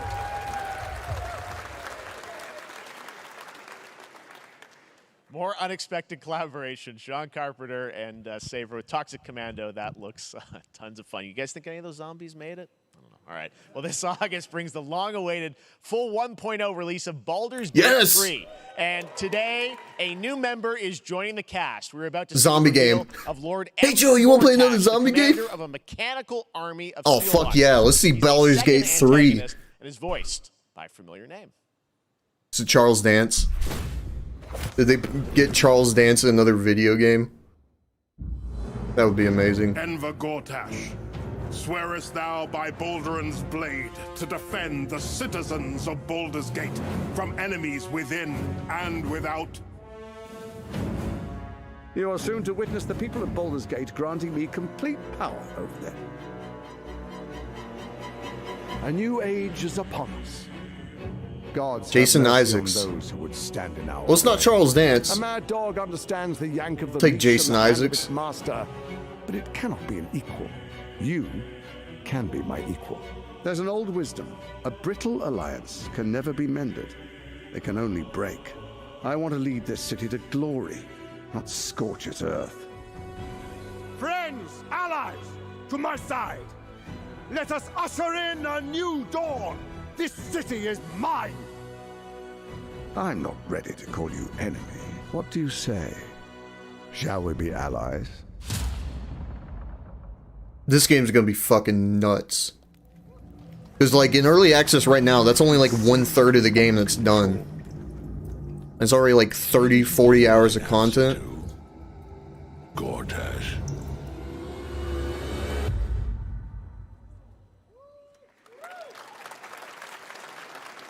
Baldur's Gate 3 is on track, Sven tells me, still for the end of August, and we can't wait to check that out. All right, this fall, Marvel Games and Insomniac are set to bring Spider-Man 2 exclusively to PlayStation 5.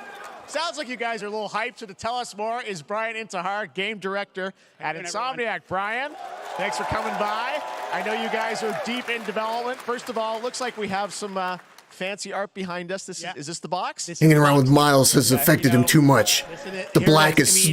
Oh, I'm not gonna make that joke. Never mind. For a reason, because I'm gonna back out mid-execution. Absolutely. Peter and Miles, we're so I've assessed the excited about situation, this, and I'm leaving. experience that you guys are doing with these sort of two characters.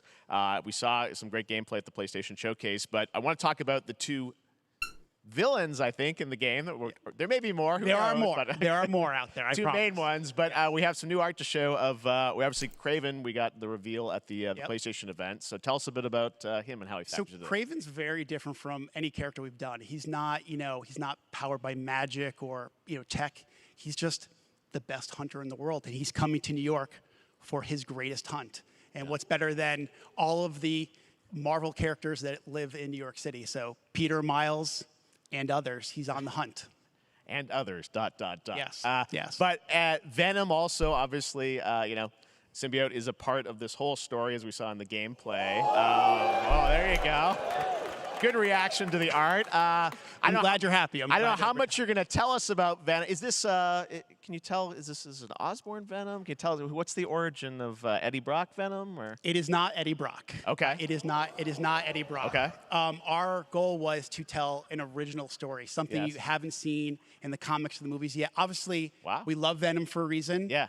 All those things you love about the character are going to be there, but how the story plays out, who is Venom? I think it's gonna be Harry Osborn. The game to see how it goes. Really? Yeah. Wow. Harry Osborn wasn't in the first game, but he was like obviously there, the quote symbiote unquote. is a big part of the gameplay, and one of the things I think they're gonna bring him in overall for the struck second with game. The footage that you showed at the PlayStation Showcase was, how that is going to really impact the gameplay when you're playing as, Peter. So tell us a bit about that and how, the gameplay is going to be dramatically different. Yeah, I mean, I think you saw it in just the raw power, the strength, and even the transformation of Peter's moves in that gameplay reveal. Yeah.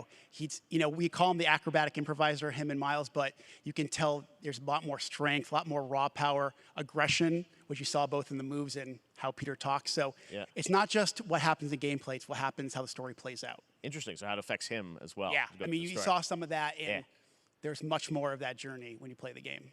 And I know the journey is also more expansive. You've got Queens, Brooklyn, so even more of sort of the racing, city right? is pretty much doubled in size. So it's Damn. Manhattan, Queens, Brooklyn, and then being able to use the web wings to traverse at speeds way faster than they were before is really awesome.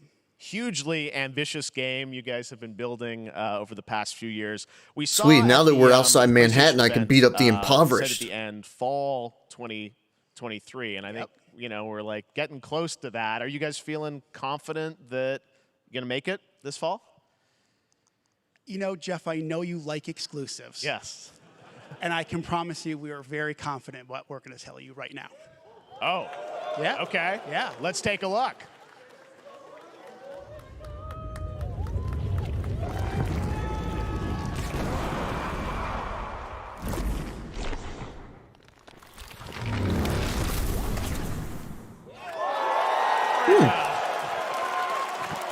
Nailing it. October 20th, Spider-Man 2, exclusively for PlayStation 5. Got it. Awesome. Well, Brian, thanks so much for stopping by. I know you got a lot of work to do. Wrapping up the game, but we'll check it out in October. Thanks, Brian. We got our date. All right. Now let's take a look at Pal World, a multiplayer open-world survival crafting game where you can befriend and collect mysterious creatures called Pal, who can also fight. In other words, it's kind of like Pokemon with guns. And I got my pals look at the in Pal Land of World. the Morning Light, a new expansion to Black Desert Online, which recreates the mythical folktales from Korea's Joseon dynasty, and some huge bosses too.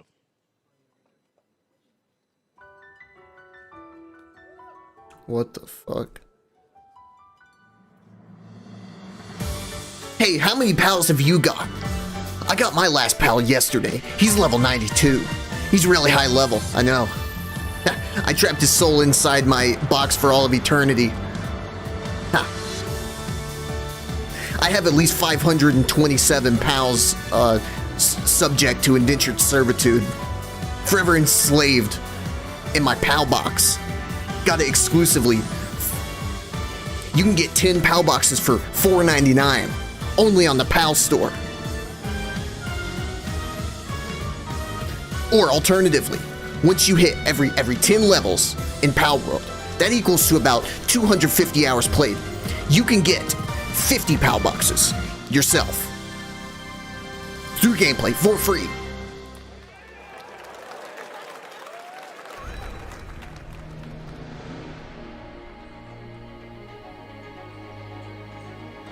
Isn't this game's like only like the only thing it's really known for, ooh, nice pop in, is like the character creation. Everything else is just whatever. It's a fucking MMO, right?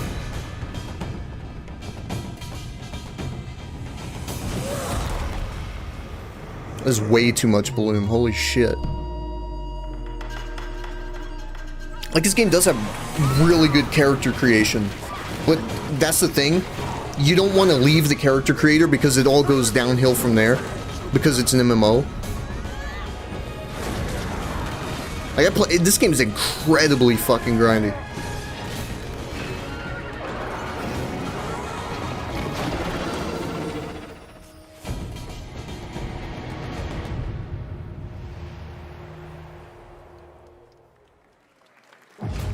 Our story is more than what hobbits and elves know. Oh no. It is time we told it ourselves. Not another Lord of the Rings game. With hammer and axe we mine and scout. Across Middle-earth, delving for riches. Yet the greatest treasure remains out of our reach. Moria. Tolkien Estate are just fucking handing out rights for free at this point, aren't they?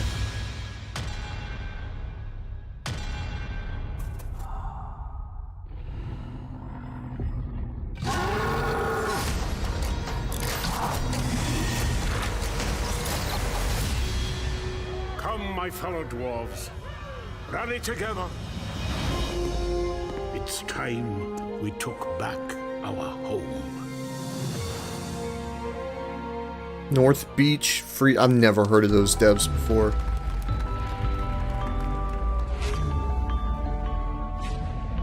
Maybe it's good. Who knows?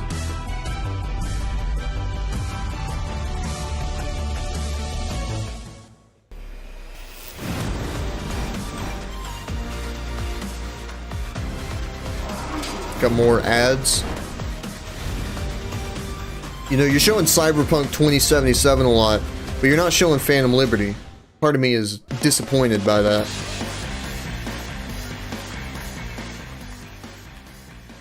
All right, now we're going to look at an exciting new mobile game from a legendary franchise. All right. We're done. What is this, Diablo? Oh, it's Final Fantasy mobile game? What?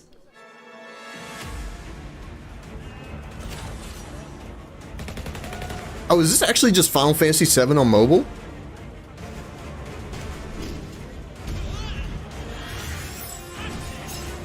Okay. Well, if that's the case, I'm fine with that. I'm fine with, like, actual video games. Also, damn, mobile graphics have gotten good. Oh, no, never mind. No, yeah, it's a mobile game. Ugh.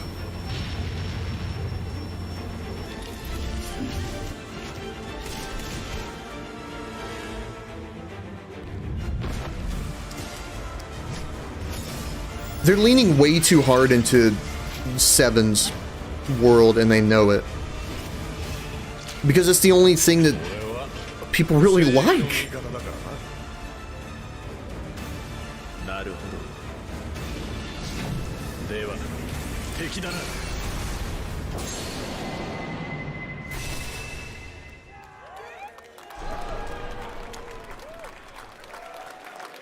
I can't tell if that's gonna have like wait times and shit, or if it's just a full game. Crisis has just started, and users will have the chance to participate in an upcoming closed beta test.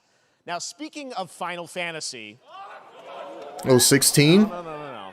Today, during Summer Game Fest, DoorDash has your back. Get a free burrito when you order from Taco Bell using the code GameFest. Plus, get the chance to win a Final Fantasy 16 prize pack. DoorDash, stay in your game. Yep, we got you. All right. Now here's a look at the game we debuted last year. They're not getting another DoorDash ad after that. New Eden, the story of two ghost hunters in the haunted wilds of North America.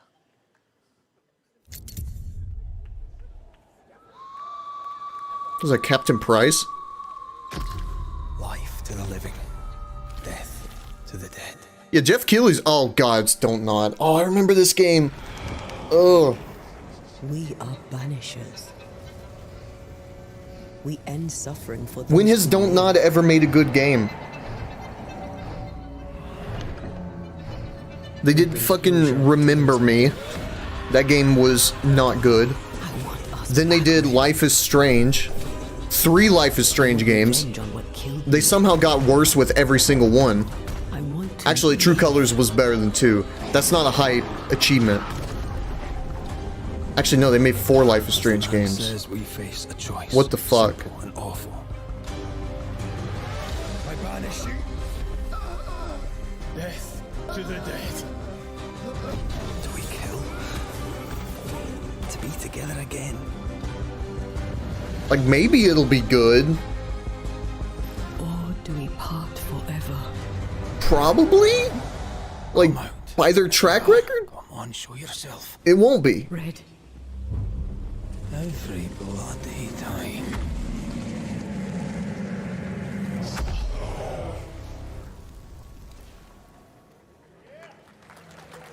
Yeah.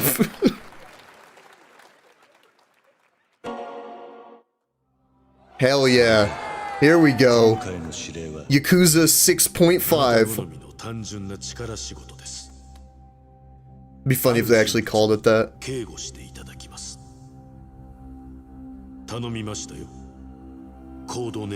I think the reason they stopped calling these games Yakuza is because they realize it has nothing to do with the Yakuza anymore.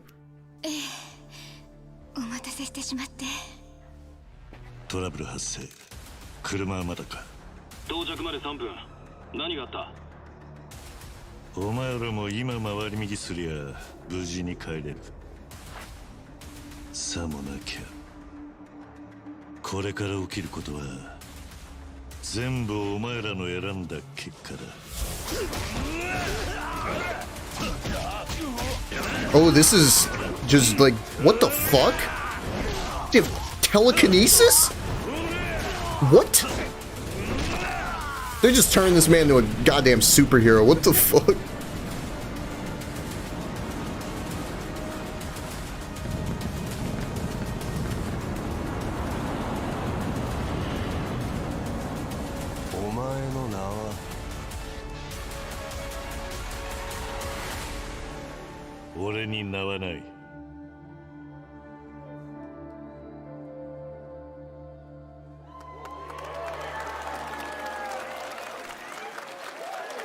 What is with these like Japanese games and have these like the man who has no name? Good morning, Stanley. It is 7:32 a.m. I hope you have a Like they always have like a day. subtitle Change username to their to just games. Stan. Adjusting morning Seriously? wake up. Good morning, just Stan.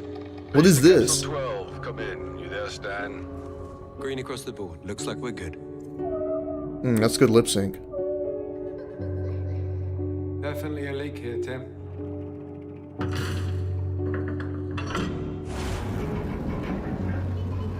What? How long has it been now? 3 years, 2 months and 17 days. What sort of operation are they running down here? He shouldn't be here. This like Subnautica story mode. This doesn't make sense. Is someone else down here? No. I love underwater games.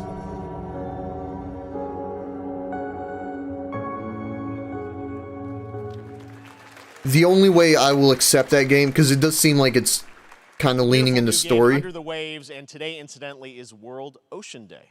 Fun fact. All right, next, Call of Duty. Well, there's The only way, okay, the only way I can possibly care about the game is if it's written by the guy who wrote Soma. Because Soma was like ridiculously well written for a fucking video game. Here's your first look at Vondel, a new Warzone location with points of interest, including a medieval castle, a soccer stadium, and an abandoned zoo. Yep, it's all happening. Check it out. Here you go. Oh, what the fuck? Trying to show you what we came to do. Only talking, making major moves. Rolls Royce, no top, me, no gun will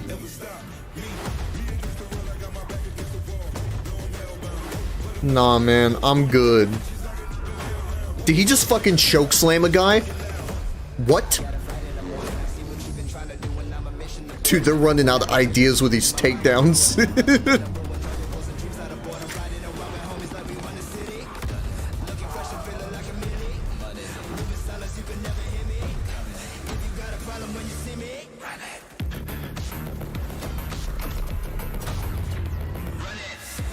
Yeah, no, I'm good, man. Fuck Call of Duty. If they want to show, like, the finals, show some new stuff on that game, I'm down. Otherwise, I don't want to buy what you're selling. Sorry.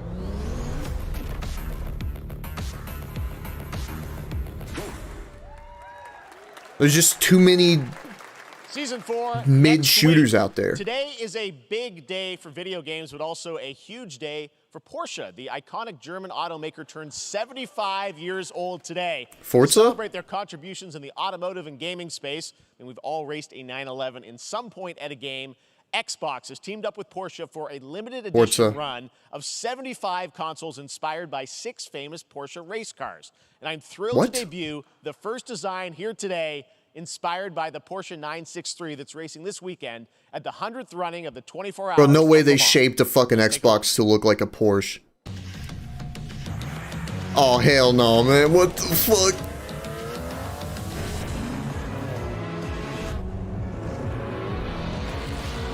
Oh, the Le Mans car?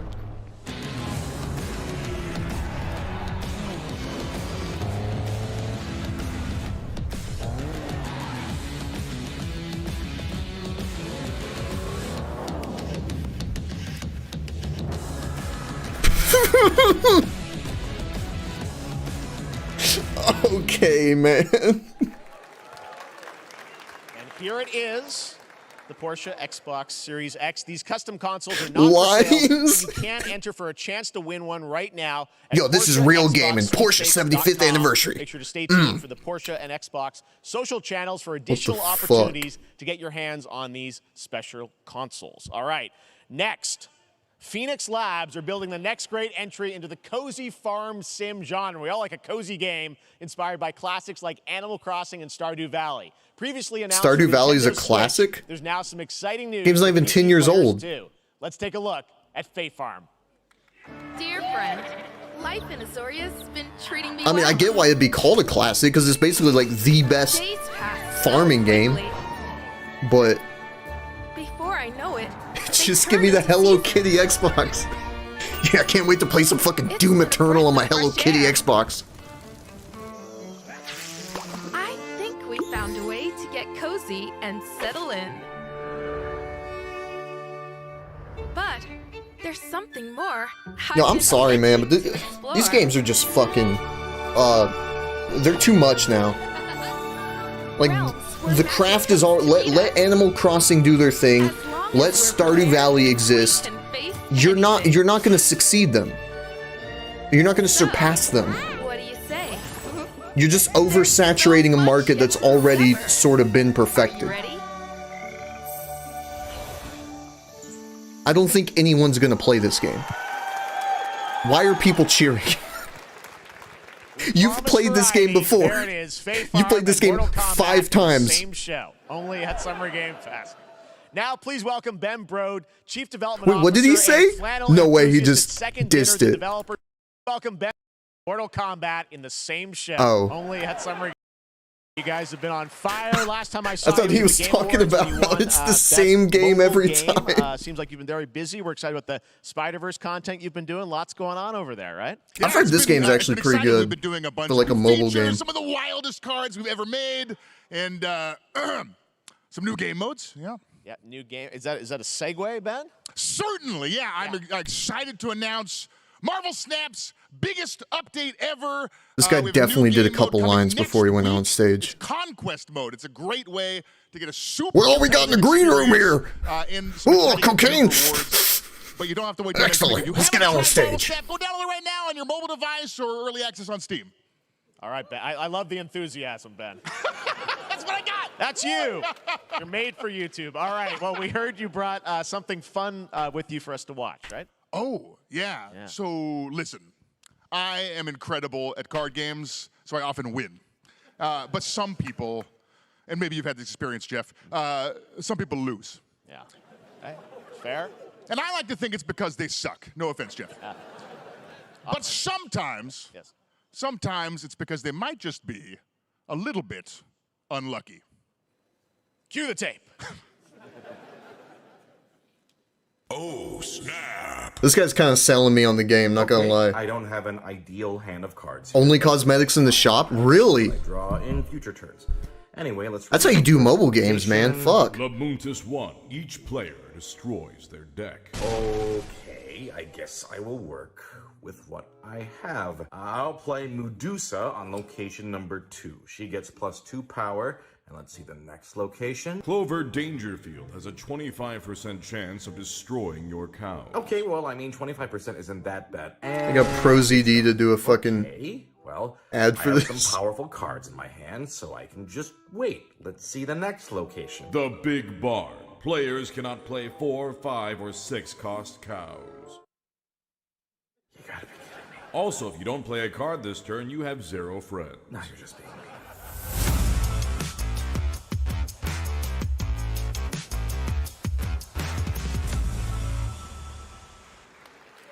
Interesting. Still to come, we're going to look at Immortals of Avium from EA Originals and Ascendant, and the world premiere first look at Chapter 4, Season 3 of Fortnite. Why is that a selling point? For the smartest way to level up Why your is gaming Fortnite a this summer, selling compare point top for credit Summer cards Games side by side Fest? with NerdWallet and start maximizing your cash back rewards on everything. Why is that like from the Wi-Fi big to finale? Now, here's a look Fortnite. at King Arthur Legends Rise. It's been out for like 6 years. UE5 game for mobile and PC, a Fantasy Squad RPG adventure that is available to pre-register today.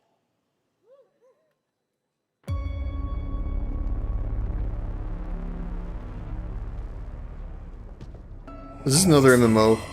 I wasn't paying attention. I'm a little slow, but I think this is an MMO. To save your kind.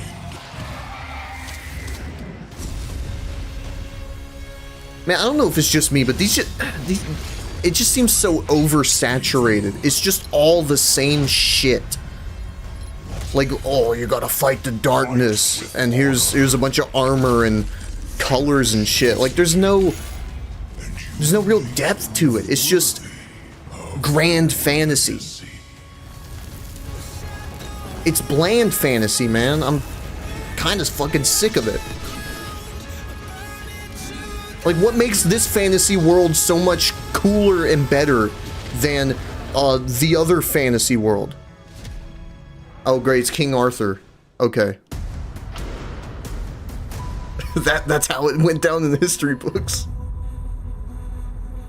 That'd be kind of cool, though, if the guys that made, like, Kingdom Come were to do a historical, like, King Arthur story. On Skylight. You rallied to protect the beacon and paid a terrible price. You fell, and the world was broken. Remember who you were, who you are, and return to us. This world needs champions.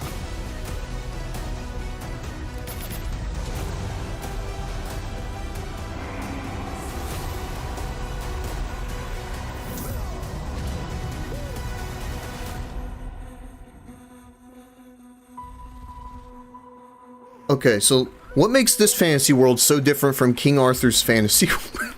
Like, I'm just saying, it's just fucking sensory overload. There's so much of the same shit, and there's never any depth to it.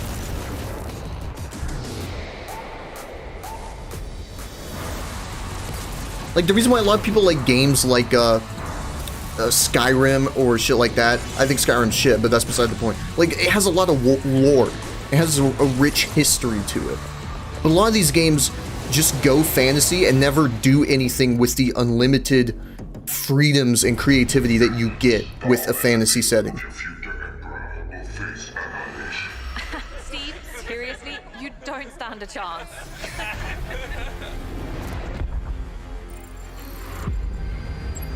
Project under construction.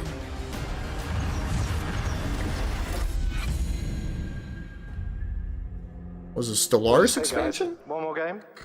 Good morning, Scavenger. I instantly hate that trailer because they did the E3. Hey, there's something up ahead, guys. I'm gonna go check it out. Oh, I think David's hopping in. Hey, what's up, David? We're just about to kill this level 92 boss. I guess it's also the the level 92 pal. Was it a Star Trek game? Our fleet is cautiously entering hostile territory, and the crew is standing by. Contact. We are the Borg. Lower your shields and surrender your ship. Star Wars W? Brother, please. You do not get to say that. Star Trek desperately needs good things. Everything Star Trek has been shit for like the last 10 years.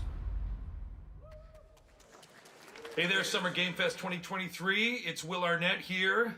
Yeah. Right?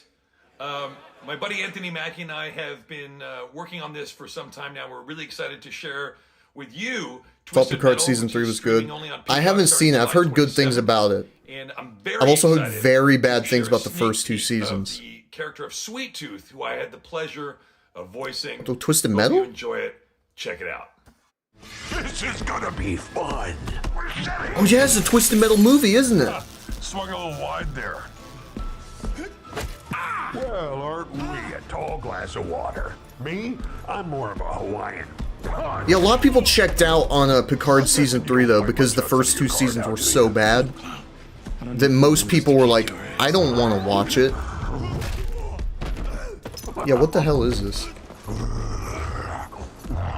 Any chance we get this back in the cars? I wouldn't be surprised if that's Tom Hardy playing Sweet Tooth. Kill music. It's not, but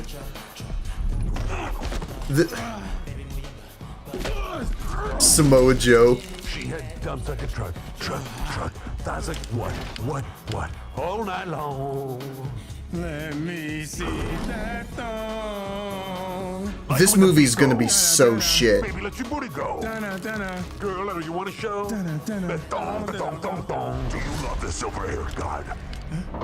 Don't lie to me. Yeah, man. Look, I listened to Unleash the Dragon so many times the disc broke. I'm not a liar. You said you were coming to my show, and then you shot at me. It was a misunderstanding. I've been getting shot at ever since I can remember. It's a forced habit, I guess. Sounds like you have trust issues. Oh, Peacock Original. It's a TV show? What? Who hasn't dreamt of duplicating oneself in order to multitask? This new hack and slash game with a tactical twist allows you to do just that. Brought to you from France, here's the world premiere reveal trailer of Lisfunga. Wait, he is? Shift Warrior, coming later this year. Samoa Joe, that was a Samoa Joe, man. I don't think he'd go bald for like a fucking stunt role. Goddess of time. Receive my light, Lisfunga. Let this power flow through you and fight again alongside your past selves. I'm here again.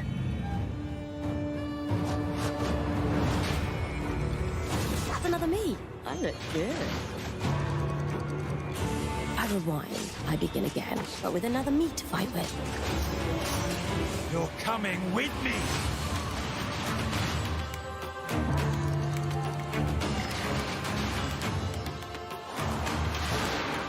Why is the theme for this Game Awards or the fucking Summer Game Fest been like fusions? Like fusing together. I will become Legion and crush these demons. This is the second time now that I think they're starting to establish a theme. Very cool independent game. All right, next up is a brand new IP from Ascendant Studios, a single-player, first-person magic shooter called Immortals of Avium. It's fast and fluid. It's Yay, another bland fantasy game. Like Doom with magic. It also has a great cast led by Darren Barnett as the main character, this world Jack, so and he much. joins us now. Hey, Darren. Hey, guys. Great to have you with How you us. doing? Thank you. This is such a cool game, super high production value, spectacular gameplay. Tell us about the guy you play. You're the main character, Jack, right? Forspoken was a fantasy game with a high production value and a celebrity main cast too. Controls all 3 forms of magic, triple threat. He's brash, he's funny, but he gets the job. Was that actually some? That's crazy. The gameplay, as we've seen, That's is awesome. so fast-paced. There's so much action in it, you know, with all the spells, the spell casting, and the magic. What can you tell us about the story and sort of how this battle mage, Jack, comes in? He sort of becomes a battle mage, right? Yeah, he kind of comes from nothing. He's, I guess they call him a street rat is what he was. But he, during a time of intense trauma, he summons the power to control magic. Becomes part of the Immortals, which is like the elite Navy SEAL squad of this world called Avium, and they are in the middle of an Everwar fighting for the control of magic. Okay. You have a great cast. You, Gina Torres in it. Oh, Lots no, of is this amazing EA? actors in this incredible, really high production value game that's coming out this summer. We don't have to wait long for it. And I know you brought something with you to share today, which is a gameplay sequence, which is one of the most epic sort of parts of the game, right? Yeah, so this is a wild part of the game. This trailer is going to be showing you the Immortals and myself confronting Sandrak directly, who is the top villain of this game, and trying to end the Everwar. And it's taking place in like one of the most badass levels of a video game I've seen. We're battling on top of a 400-foot mech in the middle of the ocean as it moves around. It's wild, so let's take a look. All right, let's take a look at some brand new gameplay from Yeah, but Immortals cool of Avium, doesn't which comes out this inherently summer for mean PC, good. PS5, and Xbox. Thanks, Darren. Thank you. I don't know. I've never heard of these devs. Literally pushed us to the edge. Everyone that can fight already is, What have these guys made? and we're still losing.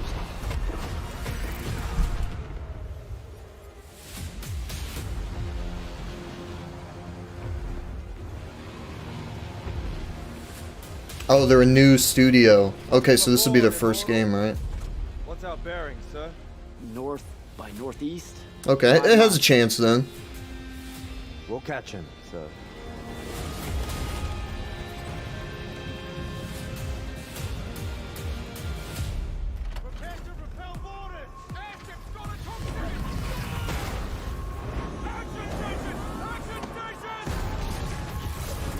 Oh, sweet. This was a scene in Blackwood.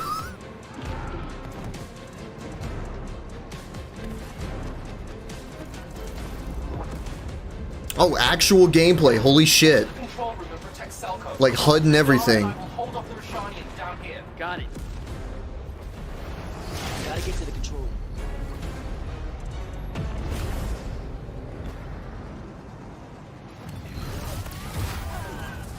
This looks like a mix of like Bulletstorm, Dishonored. I don't know where he got Doom from. This looks more like Bulletstorm than anything. Or like a fantasy Bulletstorm.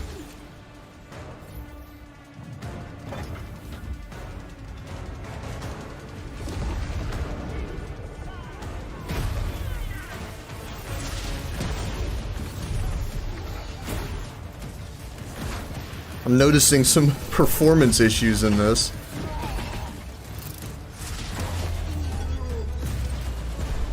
You could see like stuttering whenever he did the big move or whatever.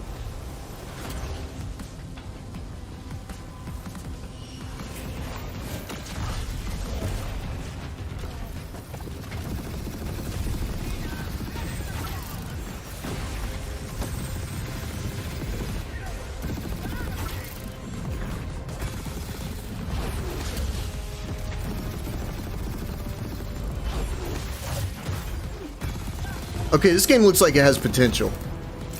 I think I might have been too quick to judge. I want to be an immortal. That didn't look too Fight this bad. war as one of you. You're what's called a I'm back. triarch. The Pentaside You seeing this has game gifted here? you with the ability Yeah. to manifest all 3 colors of Immortal. magic. Did I miss anything good?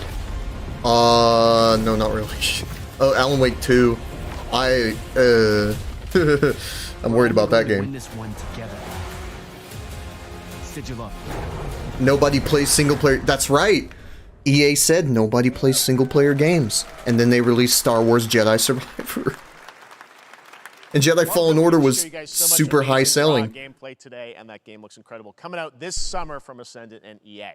Now, one game that constantly reinvents itself is Fortnite. And tomorrow, Chapter 4 season. Yeah, that was announced earlier this year. And today, Summer It's Game a Fest is debuting sequel the to cinematic trailer 6, to preview the season. but prequel to The center 7. of the island has What's Final collapsed, Fantasy VII revealing Ever a Crisis? vast Is that mobile jungle game with ancient secrets to discover. And of course, there's a whole Lord of the new Rings battle pass Return to lineup Moria. where you can unleash the power. He plays a dwarf. I think it's like Cybertron. Here we something kind of like Deep Rock. Remnant It 2, didn't look that Remnant good to me. 2. Did another Remnant 2 trailer? I didn't see that. Warhammer 40k. That looks like it's made by the World War Z guys. Like there's like huge hordes and shit. It's John Carpenter's Toxic Commando. That also looks like it's made by World War Z guys. It didn't look as good. What about that Banisher's Ghost to New Eden? I don't even... These names are just so fucking... Just in one ear, out the other.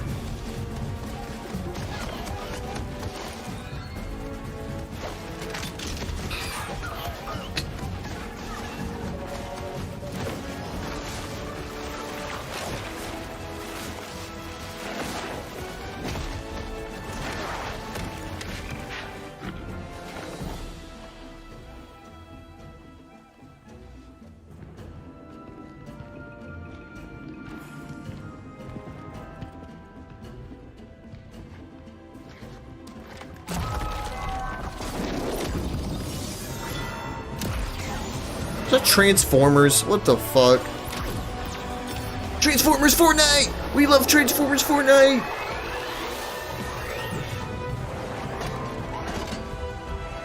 Why is Optimus Prime 5 feet 9 inches tall? Is that like a new season? Yeah, it's a new season, Fortnite, with a shrunk down, nerfed Optimus Prime.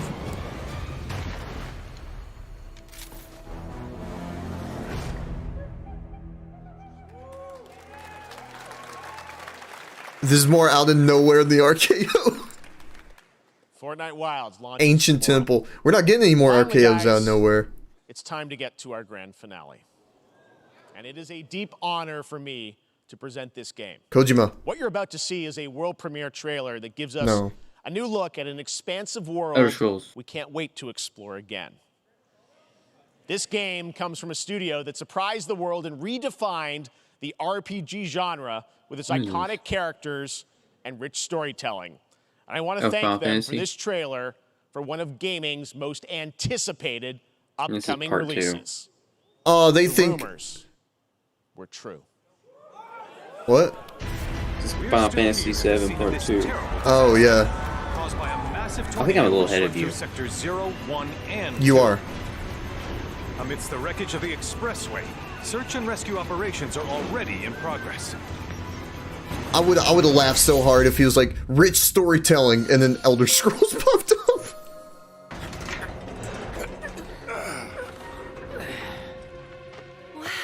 Final Fantasy isn't particularly known for rich storytelling either. Even after I everything guess we've 7 done is. to it, it's Se still yeah, going 7, strong. and just 7. Well, the Lightning Trilogy too, people really like. But in reality, it's barely hanging on. Yeah, I wanted to play the remake, but I was like, I'll just wait for been Part doing 2 this to come out. past Then I'll 5 play Yeah, it. wait till they finish the game. And you're Yeah. asking me this?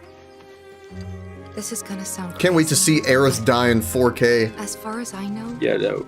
Cloud was never in Nibelheim 5 years ago.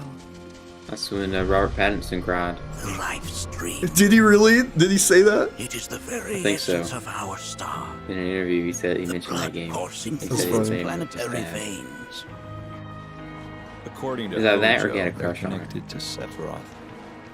Shadows of the These games are so goofy. Bro, you can't be dissing Final Fantasy 7 like that. That's like, that's forbidden. Whatever happened, he's alive. I think it's better when it's like completely serious. It has some like goofy moments. They're supposed to be taken kind of seriously in a way. After 5 Like years, Metal Gear Solid. doing who knows what. I think Final Fantasy, dude, Metal Gear, oh. Well now, think we I just don't like Japanese story games. Yeah, Yakuza's legitimately the only fucking one. And only Yakuza 0. All the other ones I played just don't have good stories. Oh, 3. She may be new, but 3, it's alright. Oh shit, they got what the fuck's his name? Him and the other guy. Oh fuck. It's been so long since I saw Advent Children. I'm glad they kept his character design though. That guy's awesome.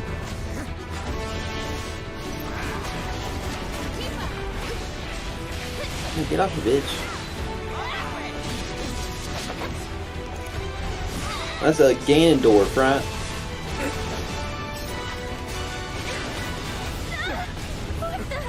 Keep her away from me! Oh. They say she's a monster. That she can peer inside you, into the very depths of your soul. That she can become those you hate, those you fear, those you love. Free. Yeah. You murdered my Is this the dad. big reveal at the end he's talking about? I think so. On 2 discs. Know It's that not I killed her. the man who changed his name to No Name. That's right. Yakuza. Dude, the Yakuza game was fucking... It was Like a Dragon Gaiden, and then subtitled The Man Who Has No Name. Like his fucking Sergio Canavero film or There whatever. you have it. That was Final Fantasy VII Rebirth coming early Or Sergio Leone. 2024 to PlayStation 5. Nomura-san, thank you so much. All right. That's going to do it for Summer Game Fest, That's our it. live showcase. But that is not the end of Summer Game Fest. Stay tuned this weekend for updates on many more games during SGF Play Days, a hands-on event for media here in Los Yeah, Angeles. Yakuza games are good. I don't know if you've played them or not, Zane. They're great games The Xbox for the most part. Showcase on Sunday. Yakuza Right 0 now, though, is. stay tuned for Day of the Devs from I Am 8-Bit and Double Fine, which celebrates the independent game culture with a number of new game reveals All over right. the next hour. No Cyberpunk today. We'll No see Payday you today. This summer, later this summer on August 22nd for Gamescom opening night live in Germany, and again in December when we come together here in Los Angeles to celebrate 10 years of the Game Awards. Thanks for watching, everyone. We'll see you soon.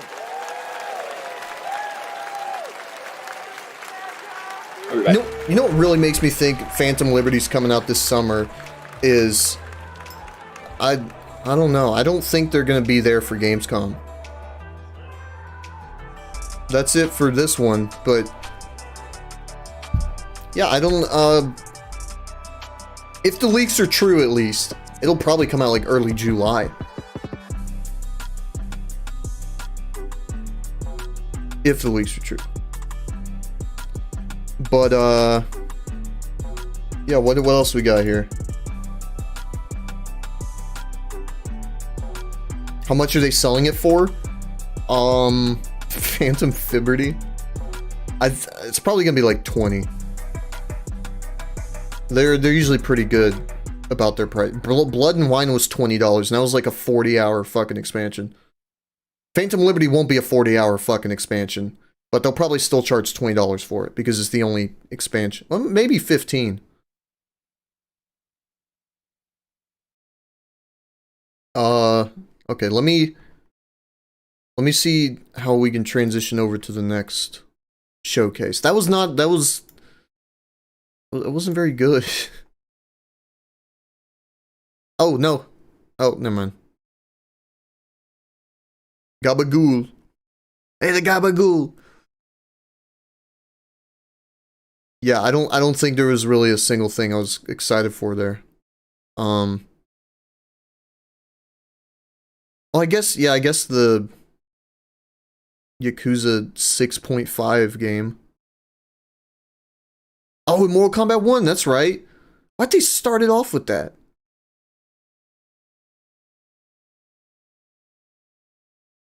Okay. Well, we'll continue here for a bit and see what Day of the Devs has. And there's also going to be a Devolver showcase. Those are usually really wacky. be part of his Summer Games Fest. And thank you to all of you, the millions of people watching out. Millions of people. God, that can't be right.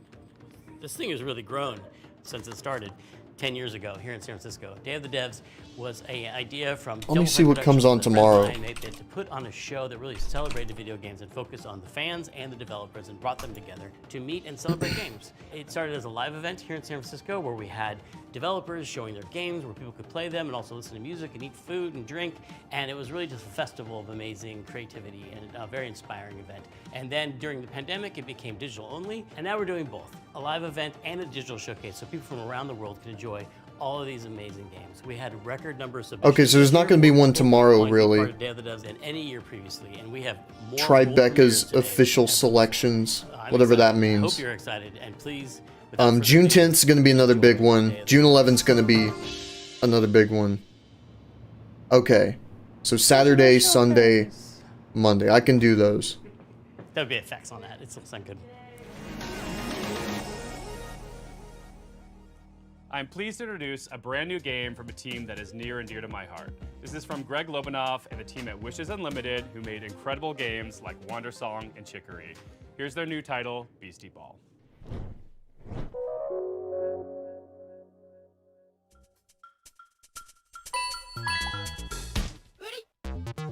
Hi, I'm Greg Lobanov, and I am bouncing off the walls excited to finally tell you what my friends and I have been working on together ever since Chicory came out a couple years ago.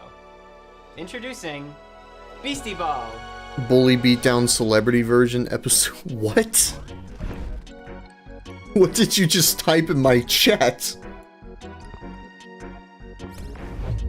Beastie Ball is a turn-based RPG where you coach a team of beasties to play Beastie Ball, which is kind of like volleyball. You play as this customizable coach character, and you can explore this huge open world, recruiting all kinds of beasties to your team. Oh god, I remember that was that on Adult Swim or rival sports teams as you rise your way through the Beastie Ball rankings. What the fuck is this? No, what is this?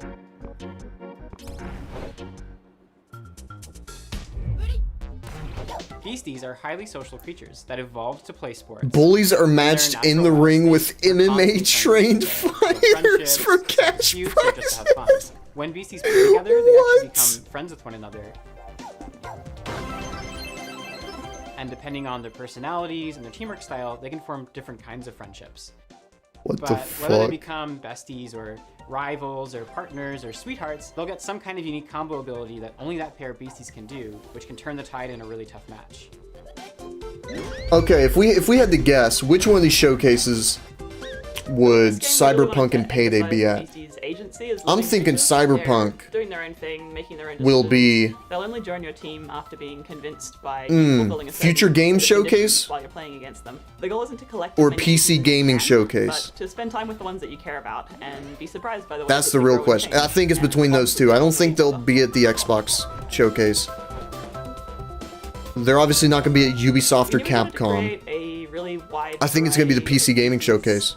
That each have For both, Payday 3, Cyberpunk and Payday 3. With a really wonderful bunch of concept artists and spending a lot of time on each design.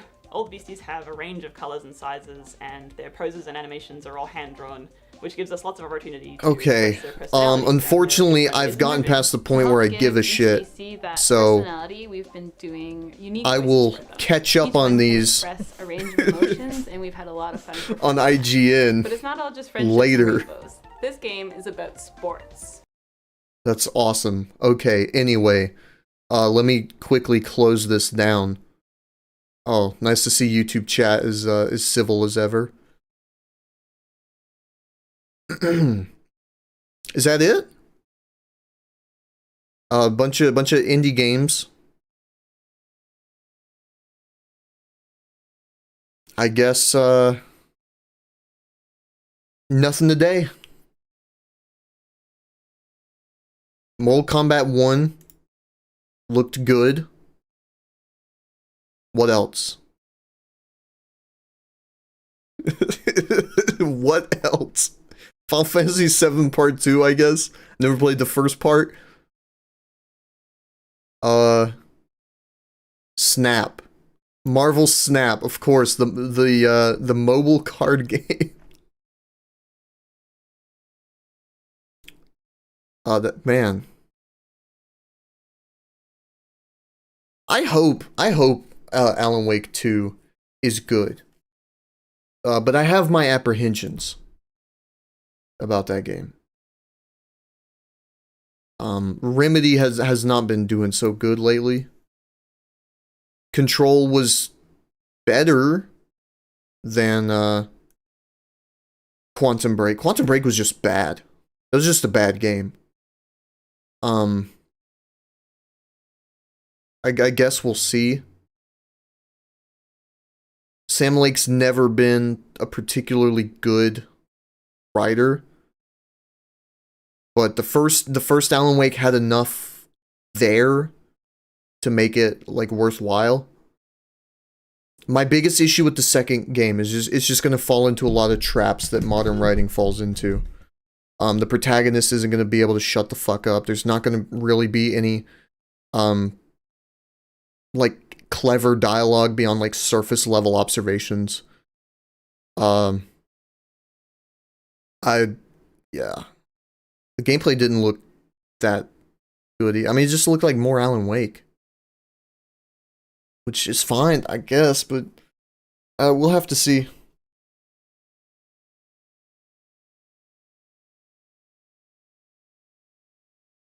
Here's what we can do. Here's what I'm thinking we do. What we can do.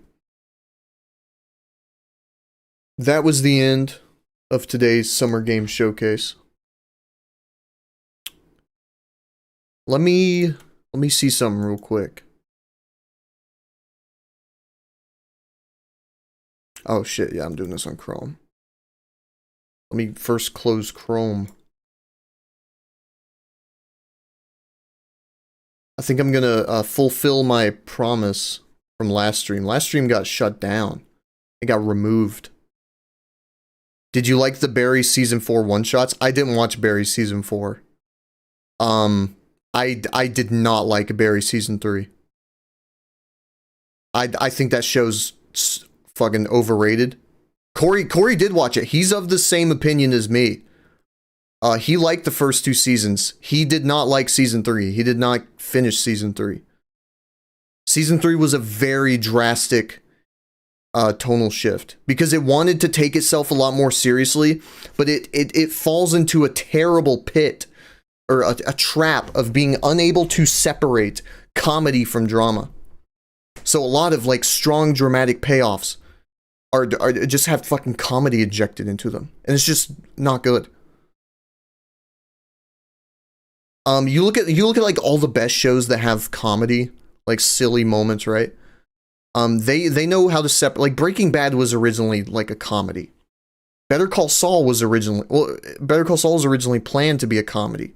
Obviously they changed it, but like there's a lot of comedic moments in those shows, but they're generally separated from the dramatic scenes. Like when you have Jimmy and Chuck just arguing with each other, you don't have him pulling some like dumb bullshit jokes. Like you'll have some like clever like little dialogue references. Like, you know, you might get a laugh out of that, but it's never, oh hey, this is supposed to be funny, this is supposed to be a joke.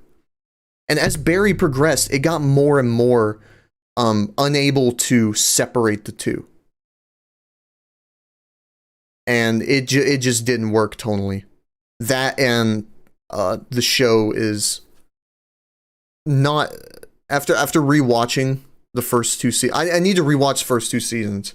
I saw them like a year ago, and it just wasn't very tightly written. You get the idea that it's going for, but I don't know. I think I'd have to rewatch it again to make stronger arguments. I just did not like the writing of that show. I think it had great ideas. I think it started out good. But as it went on, it just was unable to. If it wants to take itself seriously, it should stop purposefully hindering itself with jokes. Like that Ronnie Lily fucking episode, which is the highest. I guarantee that's probably why season 3 and 4 got a lot more absurd. I think absurd's the better word than funny. the comedy became a lot more absurd, like unbelievable. And I think that Ronnie Lilly episode getting such high ratings probably led to that. And I think that was to the detriment. That episode was not good. It was funny. That's about where it begins and ends. Like, Bill Hader's a funny guy. I just don't think he knows how to balance comedy with drama.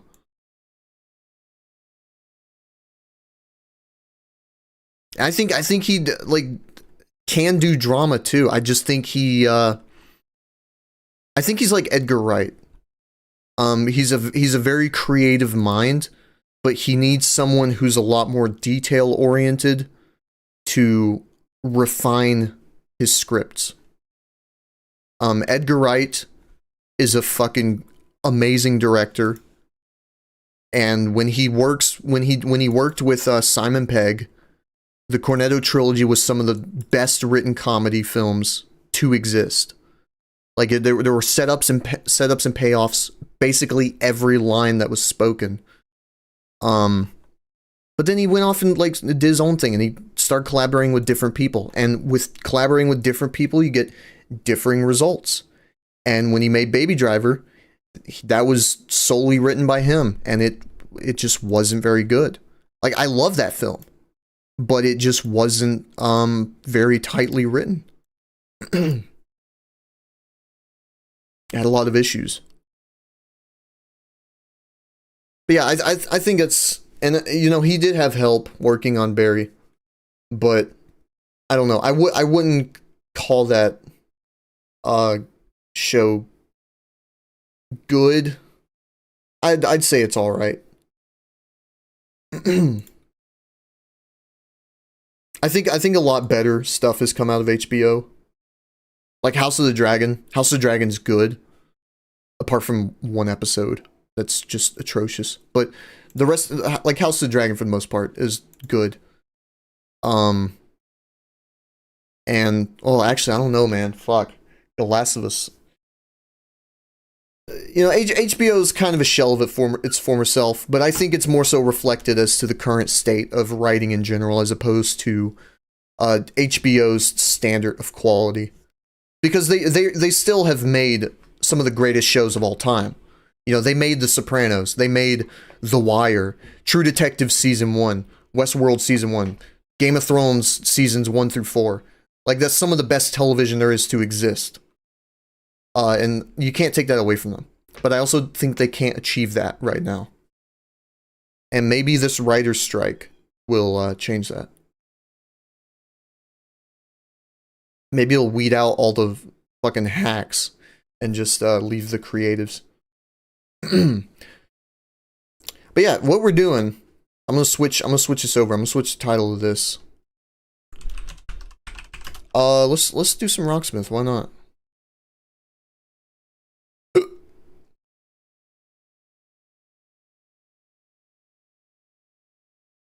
I'm gonna need to do a couple things first.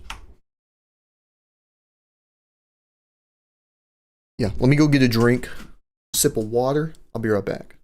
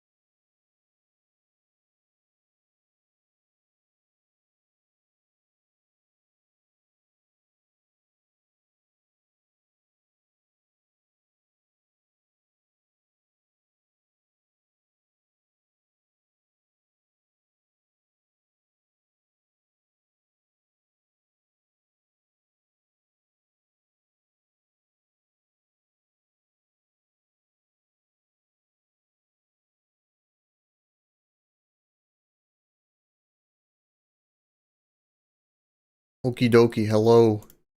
Artichoke.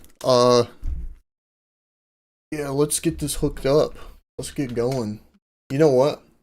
I think we're doing bass today. I haven't played bass in a good long while.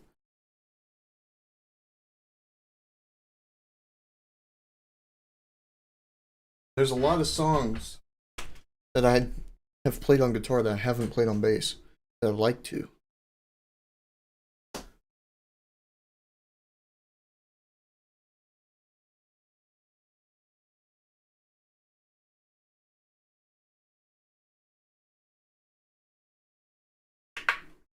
Sweet. Is this... What the fuck? Why is it flashing? I'm gonna need to pull up my stream real quick. On Chrome. There we go. It's up. Stream is up. Just in case I do get content flagged. It's happened before in this game. When I tried to play a Gojira song. Oh. That explains it. There's still feedback though.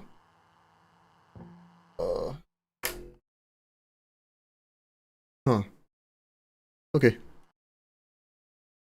Well. Let me... How did I do this last time?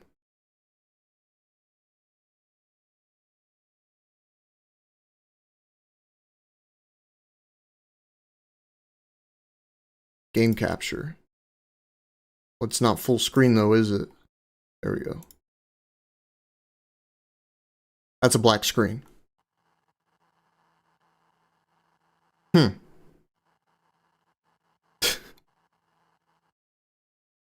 It's not quite what I'm looking for. I might have to do, Oh,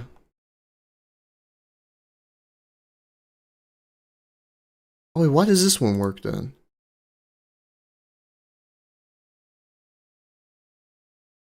Capture specific render. Okay. Why won't this work?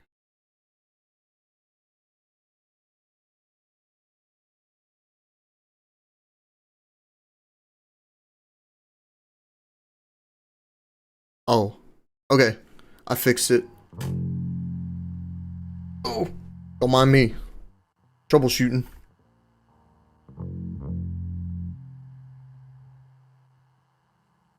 Learn a song. Actually, no. Let's randomize it. See what we get.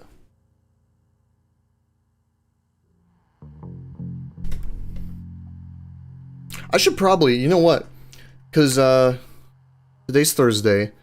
The next big like Summer Games Fest showcase will be on Saturday. I could probably write up like a Phantom Liberty wish list and a Payday 3 wish list. Kind of as topics to talk about, because those are the big two, right? That I'm really interested in. Non-stop play. And we can just kind of talk about that. I should be streaming those though on Saturday and Sunday.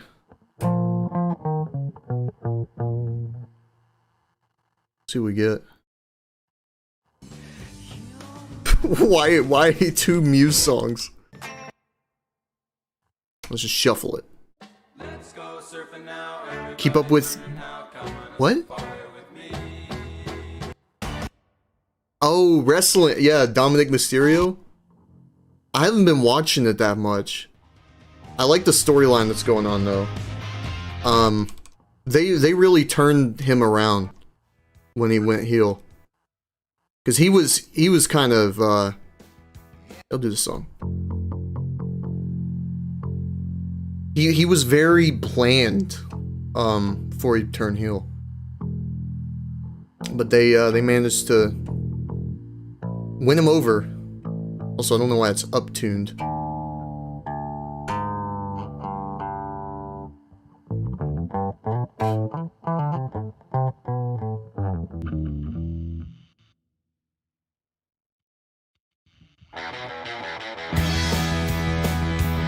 You know what I do want to see though, because Edge is like on the verge of retirement. I want to see him win the belt at WrestleMania 40.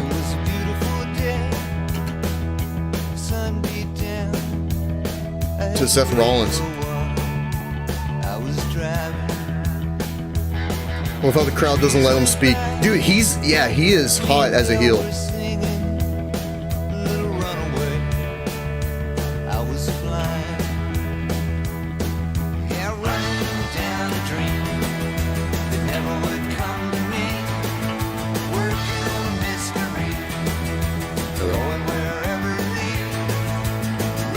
You know who else is really over, and I've heard things, they're apparently going to push him, is LA Knight. I really want him to win Money in the Bank. That guy is fucking awesome. the NWA Shoes of a Champion promo. This right here, Jacket of a Champion. This right here, Shoes of a Champion. Yeah.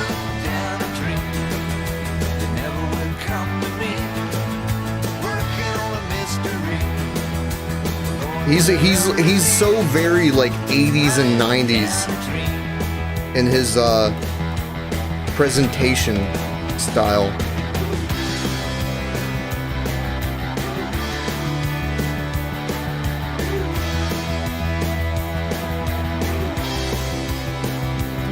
Is this Guitar Hero? No, this is Rocksmith.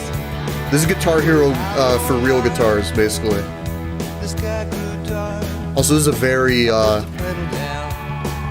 simplistic song. I kind of want something more challenging.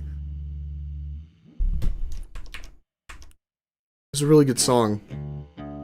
That was in San Andreas, wasn't it? Okay, that's too challenging. That's less Claypool. If I play Queen, I'm getting flagged for sure.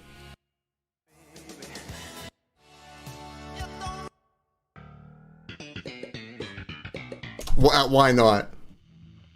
I can't do slap bass though.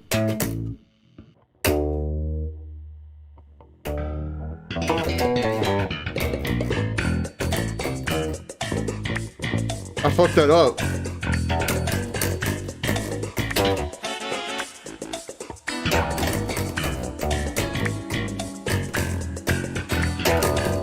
Oh god, I'm not used to bass at all. These scales are way bigger.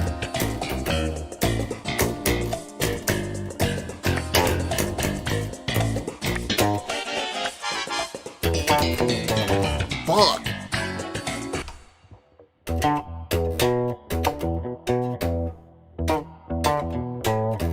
Damn, man.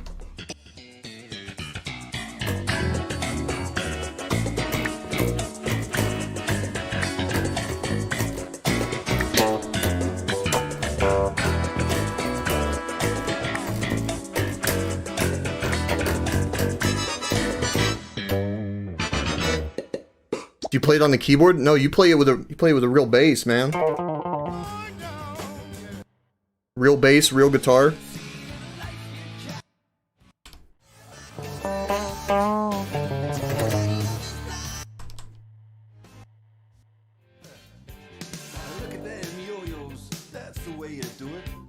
I do this song. I've done this song on guitar. But yeah, I think I could see LA Knight getting the heavyweight belt from Seth Rollins after like winning Money in the Bank. I don't think they would dare take a belt off of Roman Reigns yet, though.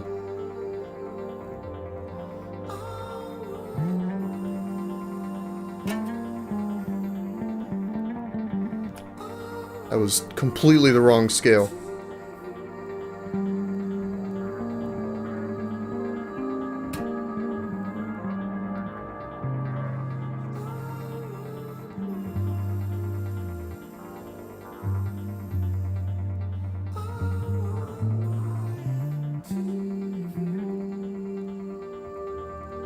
Okay, when does song start? I'm impatient, but also I don't want to get flagged completely. You there, Logan? Yeah, what's up? I was watched the Alan Wake 2 trailer, and the way the girl walks the flashlight up is like exactly how the Resident Evil 2 remake, how they walk with the flashlight in the gun. I mean, that's just how people walk with flashlights and guns. I know, but it just immediately reminded me of that though. Yeah, I wasn't too impressed. I did like the quick shot looking thing she did. Yeah, that looked cool, but I didn't like the constant fucking narration from her.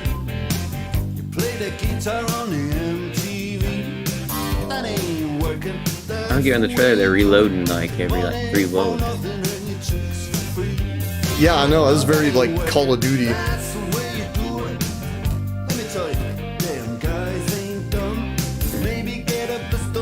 There wasn't really that much, really anything good. More combat. Oh wait, more combat. Final Fantasy 7, Remnant, Space Marine, and that's it.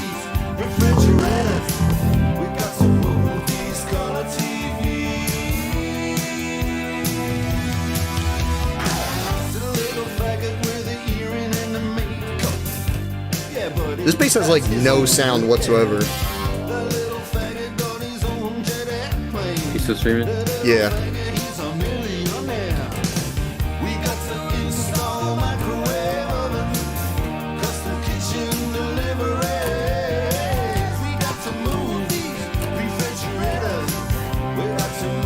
Yeah, I was saying earlier, I think Payday and Cyberpunk will be at the PC Gameplay Showcase.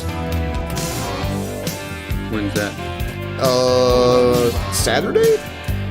They're not really showing anything tomorrow. They're gonna show shit on Saturday and Sunday.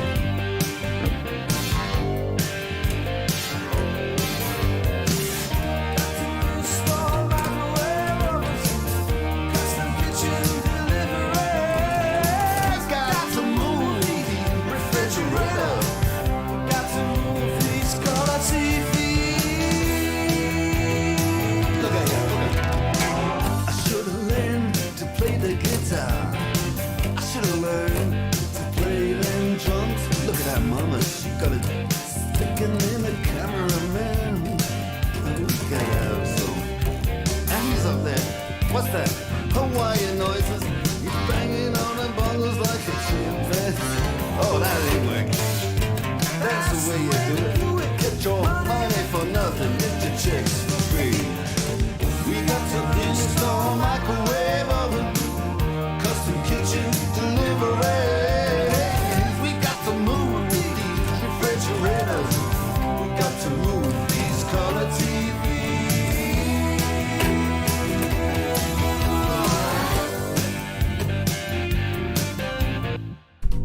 How can I make this louder, man? This bass has no sound whatsoever. I guess I can use this one, but this one is too loud.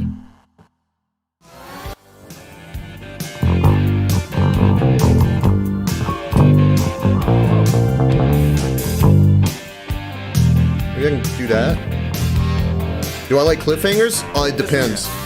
The only cliffhangers that are good in stories is if it like fulfills or like has a complete story, but also kind of teases more. I'm trying to think of a good example. New ideas. American Psycho is a great fucking example of a cliffhanger. Not really a cliffhanger, but like an open-ended ending. Like endings where you can figure out exactly what happens, but only through like thematic analysis. Those endings are really good. I don't like I don't like open to interpretation endings. Well, it depends. Like if I could I've written open to interpretation endings. I mean, like if there's like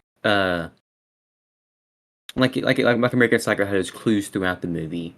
If you like pay attention and kind of like notice everything, you kind of come to a single conclusion, pretty much. But like if it's open to interpretation and you can't interpret it in a way that makes sense to the story, that is a fundamental failure of storytelling. Like Sopranos ended on a cliffhanger and everyone was upset about it, but they hinted a lot towards what happened or what would happen at the end of the show. And then people were upset because they didn't pay enough attention to the fucking story to be able to deduce what actually happened. That is the best one. Yeah. Yeah, see, I'm fine. I'm completely fine with endings like that. But I think if your ending is solely there to hype up, yeah, he 100% got. And it was mainly in part due to his failure to have a good relationship with his daughter. But I think as long as you like tie the movie off, if an ending is solely there to hype up the next movie or the next story or whatever, and it doesn't close off the current story, you failed. You know, if you're writing a book solely to hype up the next book, you have failed as a writer. You should be able to do both. You should be able to have that first story act entirely, like, conclusively on its own, but then also be able to continue the story from there. A lot of good TV shows that you see do that, where the first season ends and it's kind of a closed loop story, and then they continue it from there. The Wire did that.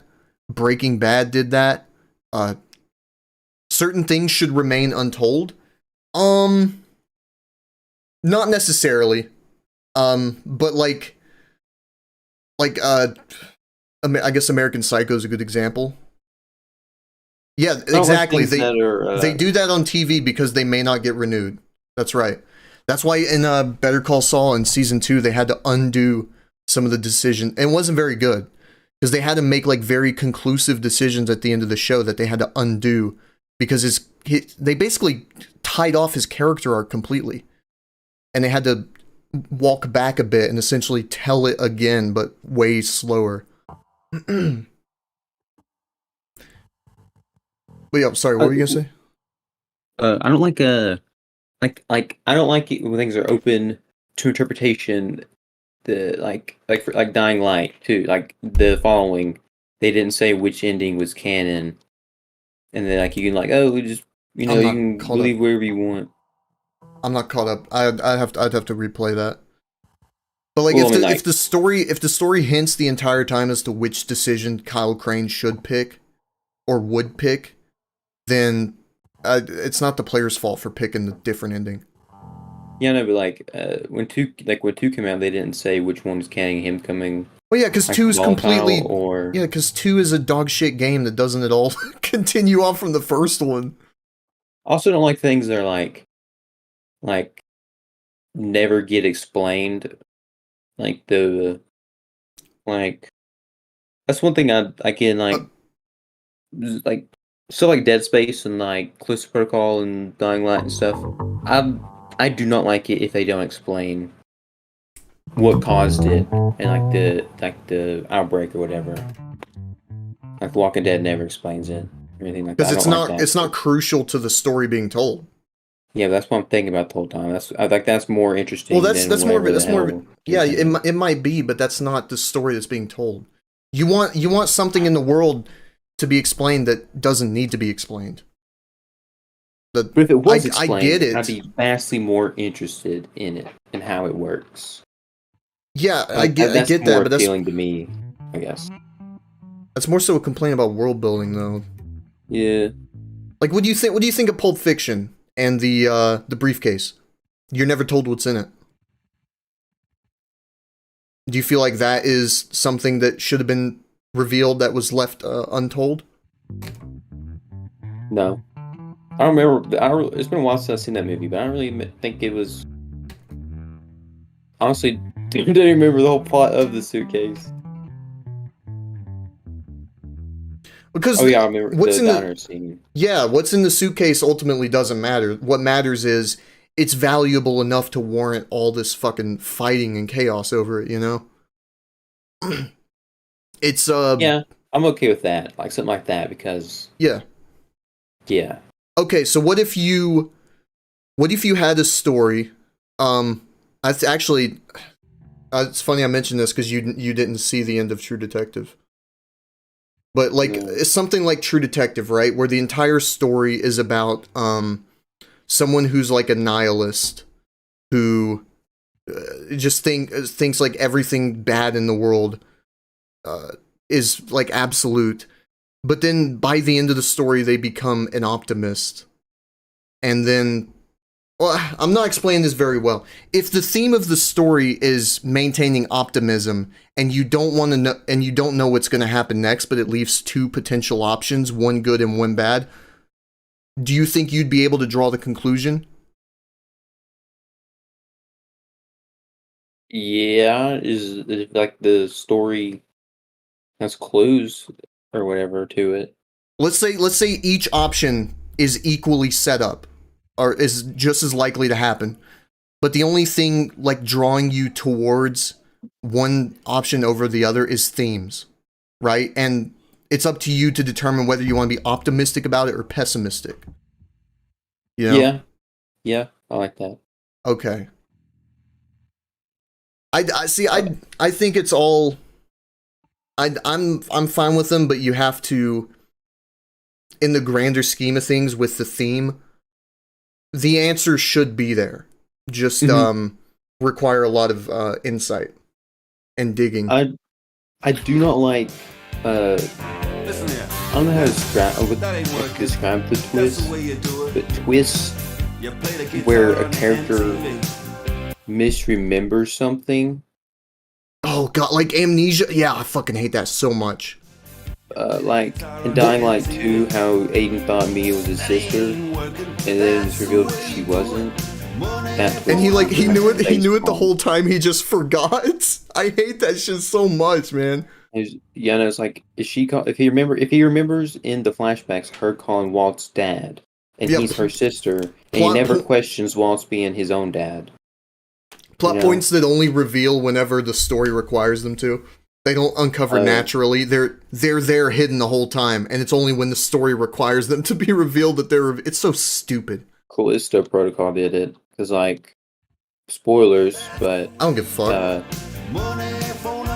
Jake, the main character, feels guilty because he's a cargo person, he delivered the thing to the planet, and shortly after he left, an outbreak happened there. And he's like in denial about it, because all he did was he's just doing his job, you know, he didn't, blah blah. And throughout the game you see like a little music box, and you touch it, and like dream sequences you see like a music box or whatever. And then there's a point in the game where someone goes with you on your cargo ship, and she's like, I know you smuggled or whatever, and he's like, I didn't smuggle anything, it's just medical supplies. And he shows her, and she's like, oh, he's like, yeah. And then at the end of the game, it's revealed that he knew the whole time that the bioweapon was in the box, like it's underneath the medical supplies, and he picks it up and he sees it, and the music box he was seeing the whole time was actually the vial that contained the thing. So what's the idea? Is that he was like trying to repress that or something, or that he just forgot? No, he's trying to repress it and didn't want to accept the blame, because he just wanted to believe it was just a job and he had nothing to do with it, when in reality he could have stopped it, but he just chose not to. And then he's trying to not feel guilty for causing it. Does he? Is the repression of that in such a way that it causes a bunch of people to die, and that everything would have been better off if he had just like not? Like, he didn't know what it would do, but he knew it was nothing good when he delivered it. He just like thought it's just a job, I'm gonna do it anyways. And then like Dead Space does it too, because I finished the remake last night, and like Isaac, like at the beginning of the game, he's listening to that recording from Nicole, and then at the end of the recording she kills herself, but in the beginning he cuts it off before it gets to that part. And at the end of the game, Kendra's like, oh, well, watch the rest of it, and she shows him the end, and it shows her killing herself in the end. So like, I guess because he saw the whole thing, but he was just in absolute denial that she did kill herself, and he was hoping that she was still alive. And that's, because he didn't like the way things ended between the two, so he was just in complete denial that she did kill herself or whatever. I'd find that shit fucking retarded. Yeah, it just makes the character come off as like a complete moron. And it's like they're, I don't know, it doesn't make sense to the plot. It feels like it's just a twist for the sake of being a twist. Like, oh, gotcha. She's dead the whole time. Yeah, I didn't like that. I think it doesn't make much sense.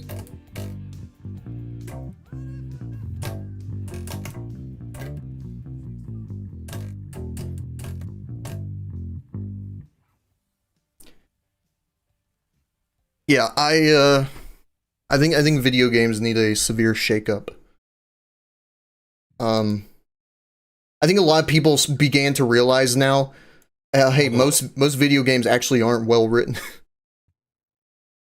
Jedi Survivor had a shit twist with the real I haven't played Jedi Survivor. But that game was written by fuck, what was his name? Chris Avellone, wasn't it? The first game was. Was the second game written by him too? Because I find it very interesting that he can do something like Fallout New Vegas, but then write such a mediocre like story like Fallen Order. Although I guess with New Vegas you're more so doing characters as opposed to doing like a 3-act structure. You're just doing like separated characters that the player can affect in seemingly no order.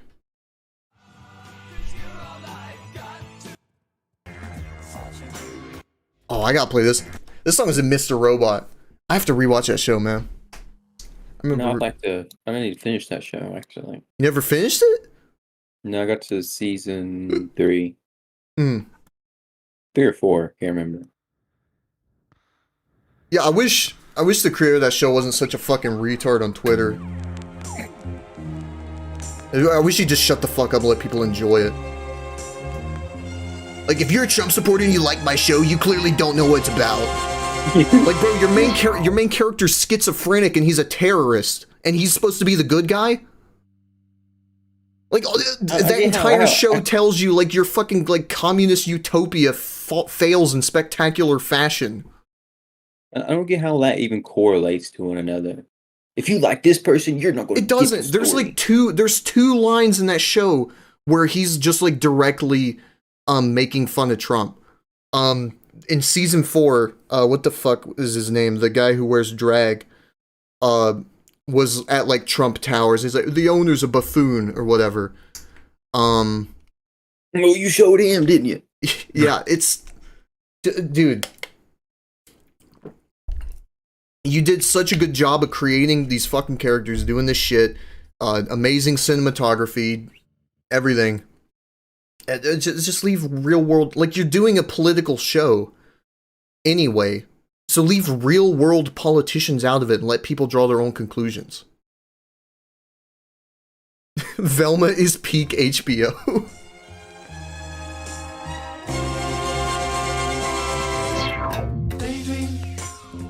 I fell asleep amid the flowers for a couple of hours on a beautiful day.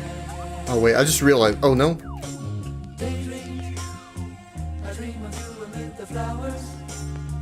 I think that. Never mind, I probably won't.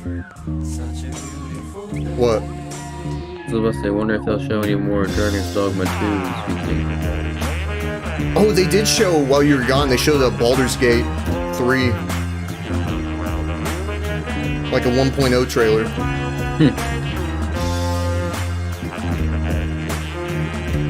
That game, I'm looking forward to that game.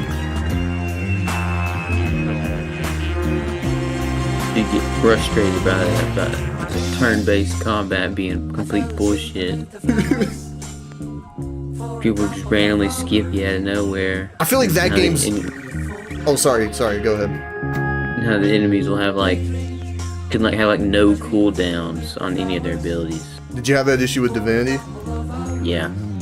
They for some reason it's just random. I get the initiative, the system, how your initiative determines your place, but sometimes they'll just randomly skip your character with any debuffs on you or anything, and then they'll cast the same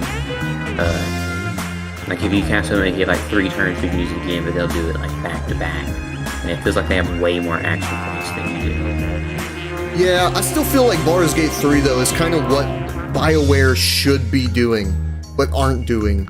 Like that game kind of seems like everything BioWare should be in 2022.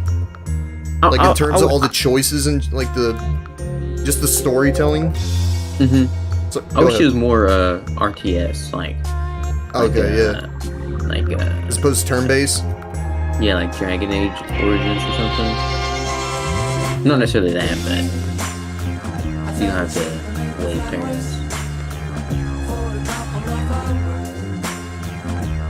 Is there an EA Direct that's coming in Summer Games Fest? Because we haven't seen anything about Dragon Age 4 in forever. No gameplay, nothing. Just a bunch of fucking trailers. Hey, we're making Dragon Age 4. That game's gonna suck dick. Aren't they making Mass Effect 4 too? They are. I wish they never did. I wish they never said they were going to. Just keep making fucking spin-offs, okay? You don't have to bring back the original characters and ruin them even more than you did in 3.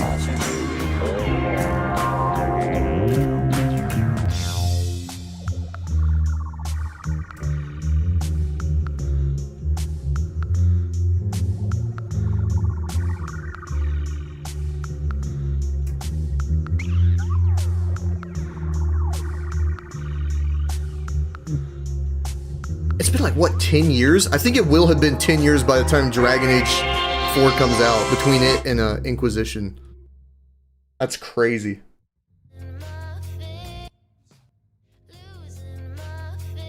Oh.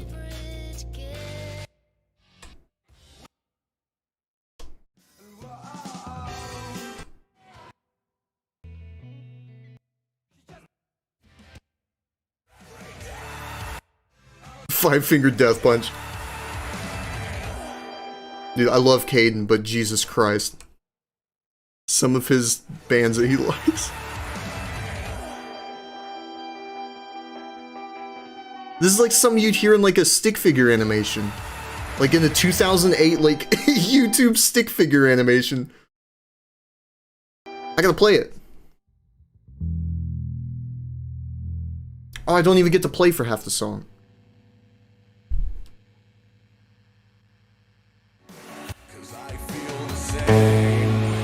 I was looking at the new update for Sons of the Forest, and stone pickups added to the world.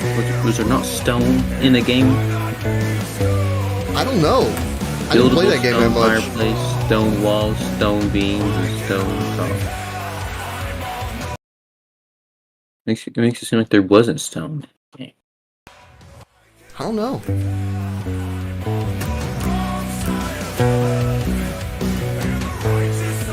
Okay, stoners. It's every Seth Rogen movie. Hello, fellow drug users.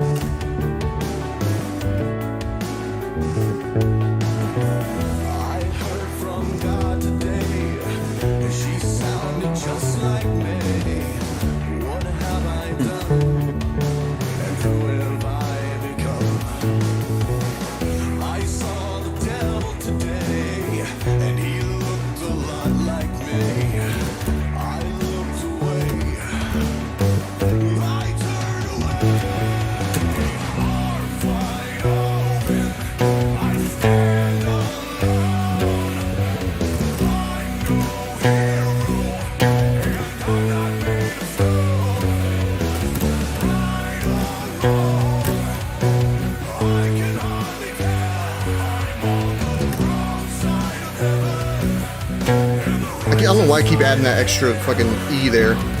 Or A. I can't help myself. That's not an A. I don't know what that note is. I'm lying to myself.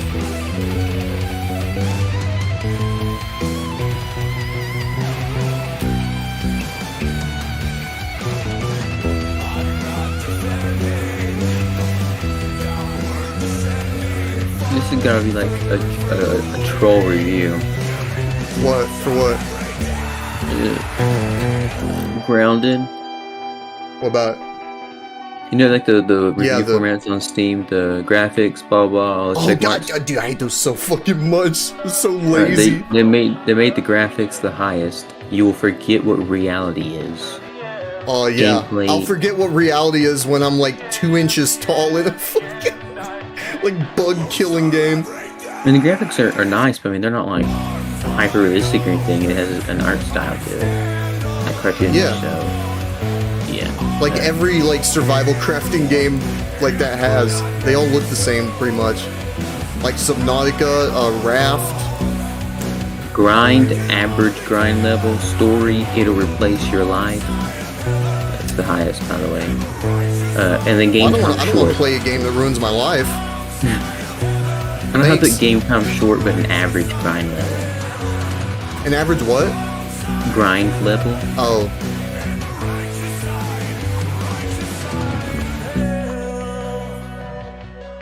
I don't know. Remnant 2 is $50. Kind of surprising, honestly. That's kind of off-putting. If a game is like $50, $40, as opposed to 60 or Well, it's 70. not a AAA game, so. Yeah, I guess. Which I like that, you know. I feel like only like AAA games or quadruple A games should be $60. Everything else should be like below that. Well, I know what I want to play. Learn a song. Yeah, I haven't seen a single $60 or a $70 AAA game that has like justified its price tag.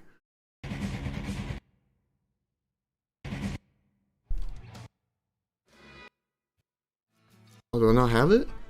I don't have Jessica or Layla, all the fucking like early 70s like woman songs. Damn.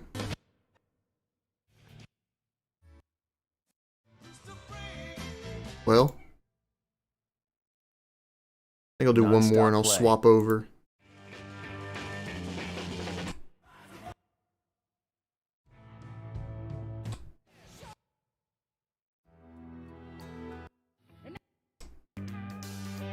Oh, this song's really good.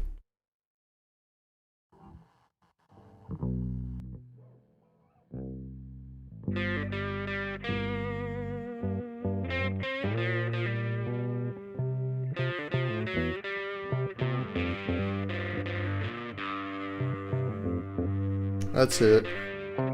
Oh, you see, they finally added another boss to the hunt. After what, like 4 years? Yeah, since the Wraith, whatever it is. Yeah, it's like a giant crocodile. Or something. Still no third map. Which I still consider there to be one map since both maps are like practically identical. Yeah, they're very. There's not. I mean, it'd be nice if they had something like in New Orleans, like the French Quarter or something. I thought there should be like a small like little village or town or something. Yeah, instead of just woods. Yeah, woods and bunkers. Random ass like train yards and houses.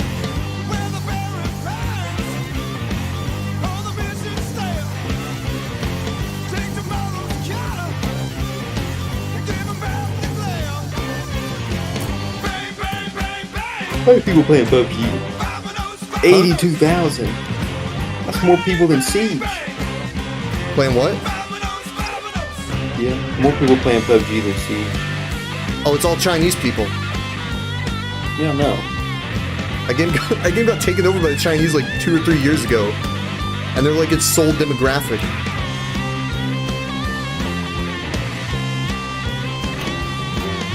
So?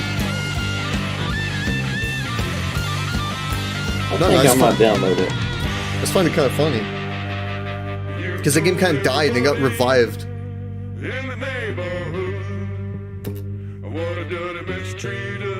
One of the games was taken over by the Chinese. That ship survival game? I forget what it's called. I'm pretty sure role players are only keeping Red Dead Online. Well, you Like can't really the roll. 5N does. Oh yeah, 5 Red In. Yeah. Kind of same with GTA Online too. Except that game's still getting updates for some reason. Was it almost? Yeah, it's almost 2 years without an update for Red Dead 2. That's sad, man. So much potential. They didn't even finish the story mode for that. Like, no.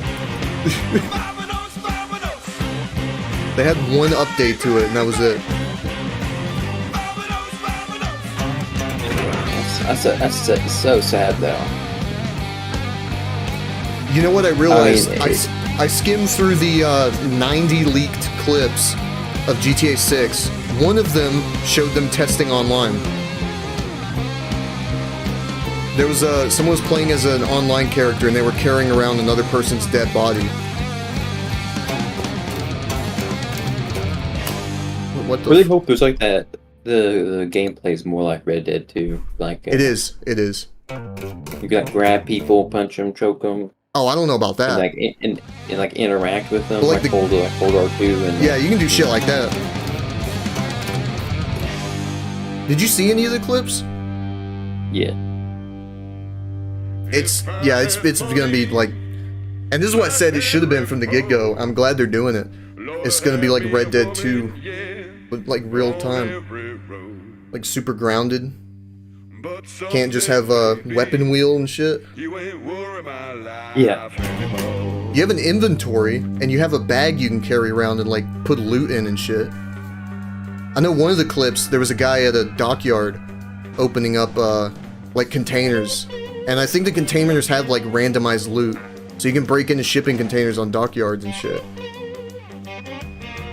And then there's another one where he's walking around in a jewelry store and you could see loot and shit. I think it is going to be way more freeform even than Red Dead in terms of like robbery and shit. Because Red Dead you could basically only rob banks on like gang missions and in story missions.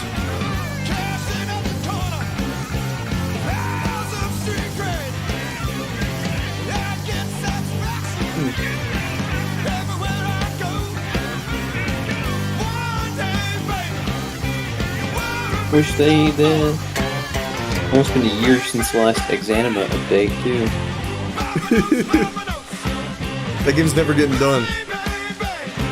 It'll probably be like another 5 to 10 years where it gets done, but they'll never finish their original project. Yeah, I don't think so. I do feel pretty confident about Zomboid though. Even though the game's still moving at like a snail's pace. I'm confident in V Rising. Valheim. I'm not really going to get into those games really bad. Valheim's another game that takes a long time for the updates. Yeah, they're doing another biome, right? That's what's next is another biome update stuff. So they need to do like a. After they do this next biome, they need to do an ocean overhaul, add more stuff in the ocean, and then fix the boats. Just make it where you don't need the wind to go. It is so tedious. It takes like 30 minutes when it should really take like 5 to 10. Have you played Vampire Survivors? No. That's another game that just got super popular. It's basically made by one guy, and now he has like an entire team of people. He's getting a Netflix adaptation. Yeah, damn. 188,000 overwhelmingly positive. That game's awesome, What the man. hell? I'm still pissed all my save data got deleted though.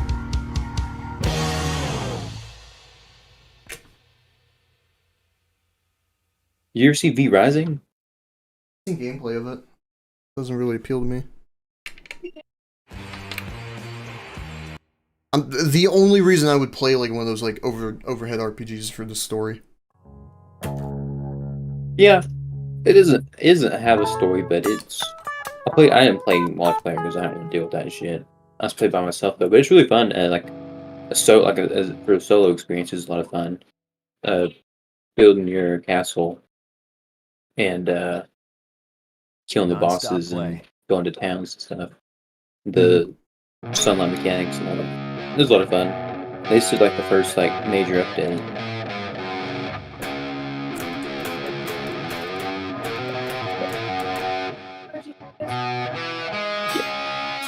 Is this in drop B? I think it is. Not even drop B on here. What the fuck? Learn a song. No, this isn't drop B.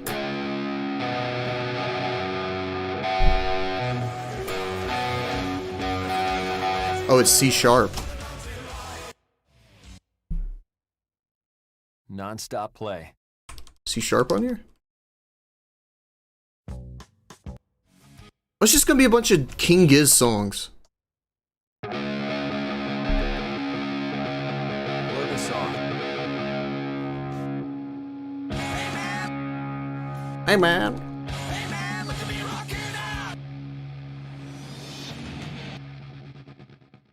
Non-stop play. I'll just randomize whatever it gives me first. It's what I'll tune to. Oh, no, that's not fair. Okay, E standard.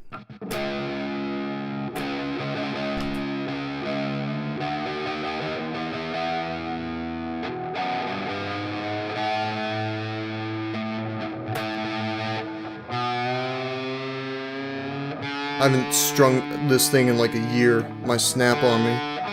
That would suck.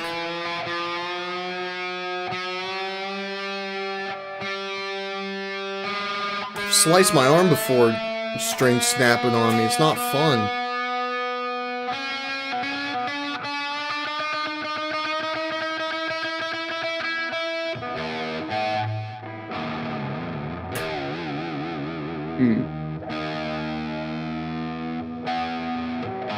Oh, that's cool.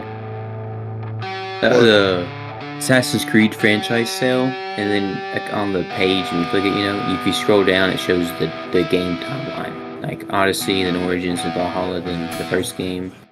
Yeah, my favorite part of the Assassin's Creed franchise is whenever they ported Valhalla over to Steam and didn't include achievements at all. Yeah, really? Yeah, I love going around and collecting a bunch of useless shit for 100 hours just to not even get achievements for it. That game is dog shit. Anyone who says otherwise has no standards whatsoever. It is the most wannabe fucking Witcher bullshit. The story has no depth whatsoever. You just go around collecting a bunch of shit as some bland fucking no character. Learn a song. Oh, my brother, and I can have sex with my brother's wife. It's just lame, man. So the first game in the series is Odyssey, and the last one. Yeah, Odyssey's the oldest. And then Russia's the furthest down. Then Russia's World War mainline it'd be it'd be Syndicate. Origins is the only one out of the fucking new trilogy that's worth playing. Learn a song. I don't get why. I don't like how Stop play. like Assassin's Creed and Far Cry is just a name to bring in people to buy their games. Yeah, have barely any connections to each other.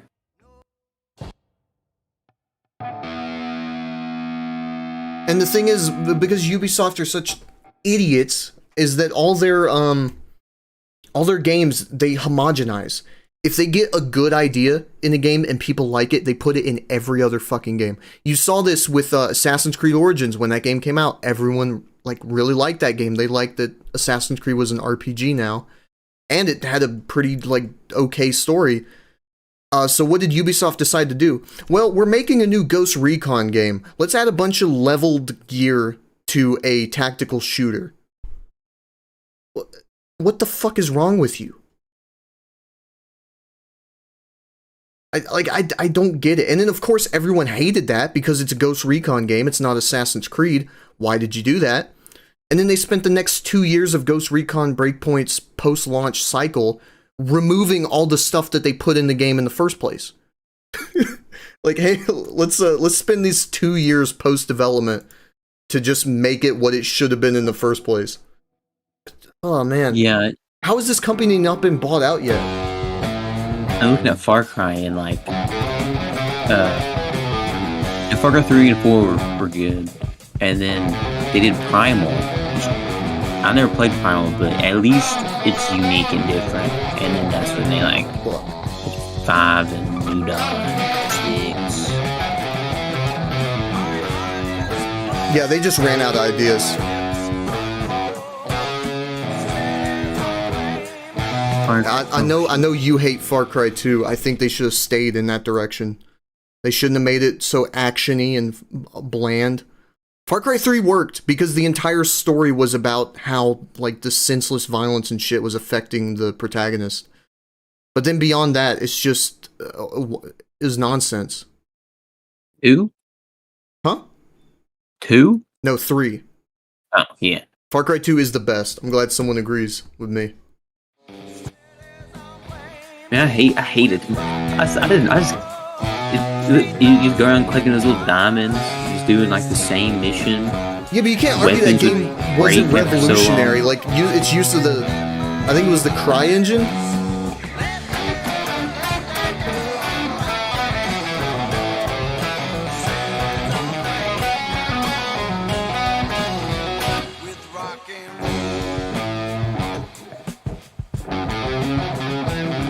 That's just Ubisoft's problem nowadays. They don't innovate anymore. Yeah, that's what innovative Far Cry was. Primal. That's what's recent.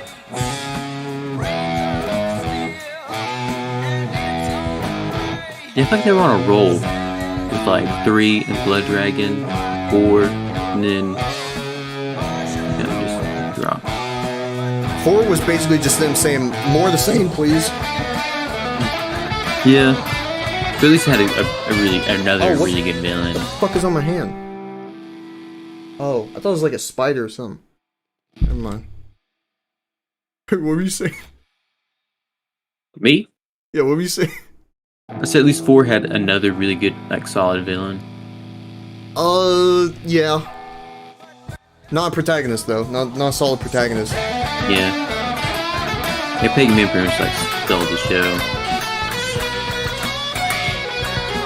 You don't think anybody can beat Sergeant Rick's Power Colt.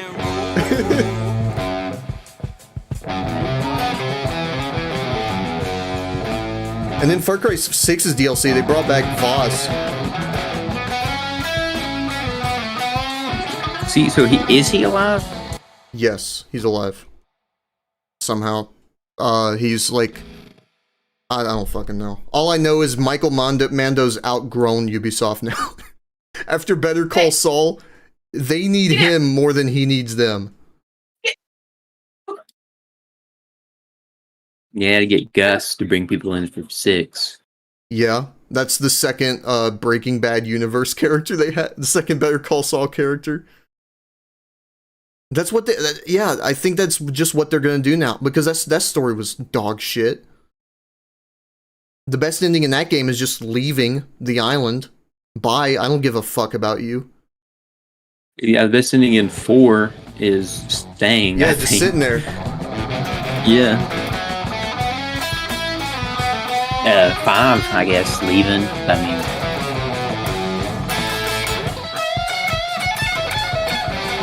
5 is so overrated. I hate people saying it's so good. Villains all suck and like no screen time. And I hated the mission design. Like after you like did like reach a certain point, it'd force you into a main mission. Like you get shot by that arrow and pass out. And, like you could be in a plane, like Yes, breaking the like I shoot atmosphere you and with you get an shot. arrow. And you just pass out. Oh no, the drug. I'm getting drugged. It's 10,000 feet in the air.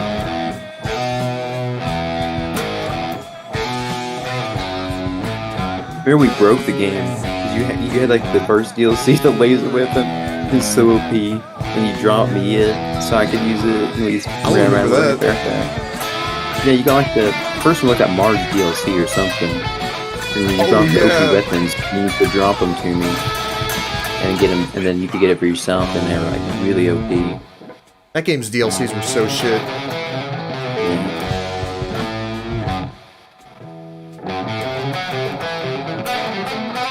What the fuck? What else is there?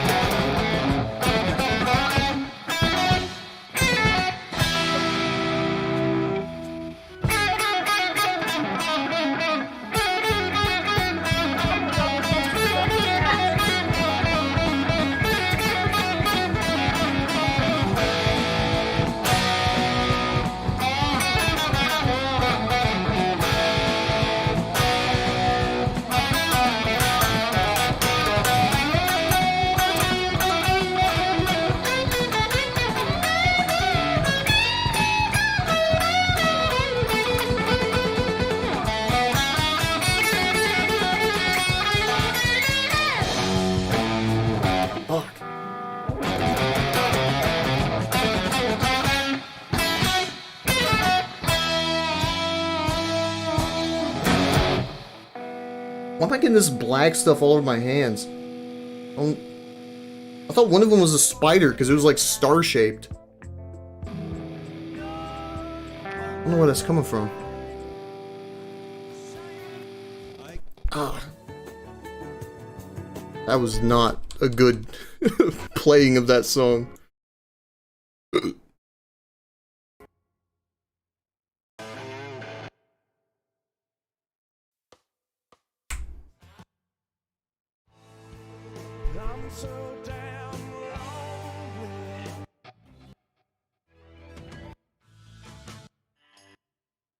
Alright, stop.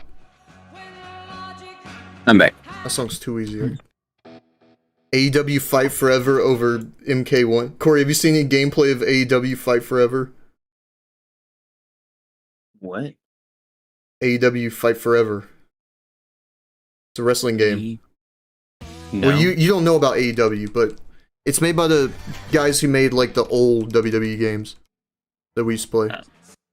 No.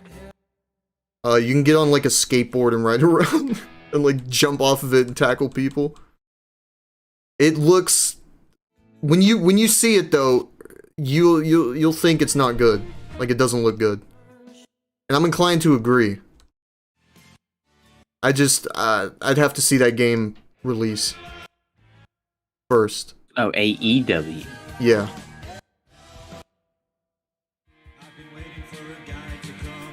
Ooh, I didn't know Joy Division was in this game. It's like off-brand WWE. Basically, that's what AEW is. Yeah. Kind of like TNA was back in the 2000s. Isn't like Logan Paul in WWE now? Yeah, he is. He doesn't wrestle like full time. Seeing the new game? Yes, he is. He's actually really fucking good at wrestling. Like people give him shit. He's a piece of shit, but like he's a good wrestler. And he gets a lot of like hate from the crowd too, because people don't like Logan Paul. So it kind of helps add to his character. Yeah, you should pull like that. I don't know his name. Where he's like, I'm not a big fan of the black people. Kurt Angle? I don't know. I think so. You know why he said that? He said it because he's like trying to make everyone hate him or something. Yeah, everyone liked him, so he had to say that just to try and get people to hate him, and they still wouldn't boo him.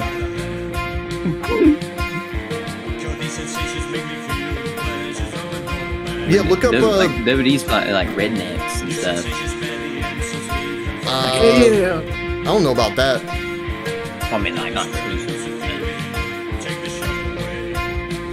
I think it's more popular in the South. You might be right.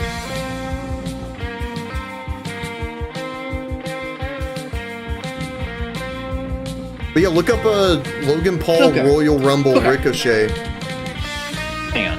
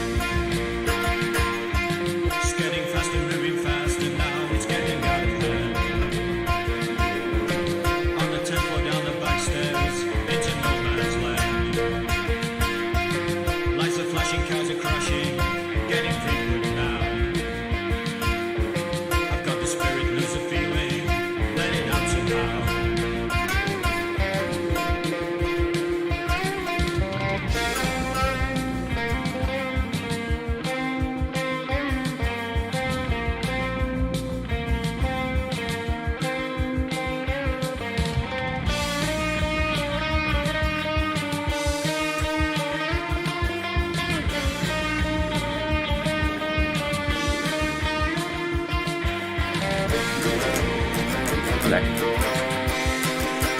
the dog stole some paper towels. Stole some paper towels? Yeah, Emily's eating the wings and she walked her fingers up on it and then he grabbed it and eat. But yeah, look up Royal Rumble Logan Paul Ricochet.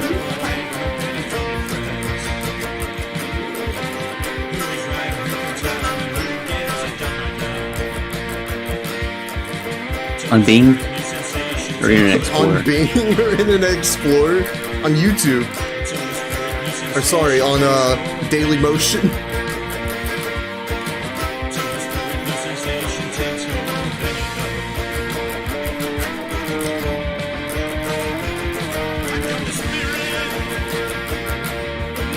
In No Man's Sky, can you enter like huge spaceships, like drifting into space and explore them? Yep. Is there anything cool you in can them? enter like abandoned freighters. Yeah, sometimes there's like aliens and shit in there. Like, yeah, there's an entire expansion dedicated to like abandoned spaceships with like creepy aliens and shit in them. Yeah, I have like Dead Space, the Yeah. marker in there. I haven't come across any of them though.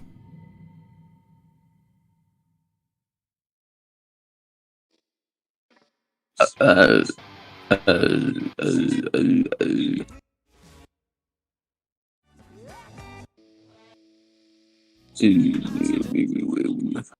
are you doing? They ever change the ending to that game? No Man's Sky? Yeah. Yeah. Yeah, it has a whole like story mode now. I mean, like when you go like to the center and it just resets. Well, no, that still happens. Oh. But you can choose whenever you go to center, you can choose like how to reset the universe, like what types of planets you want and shit.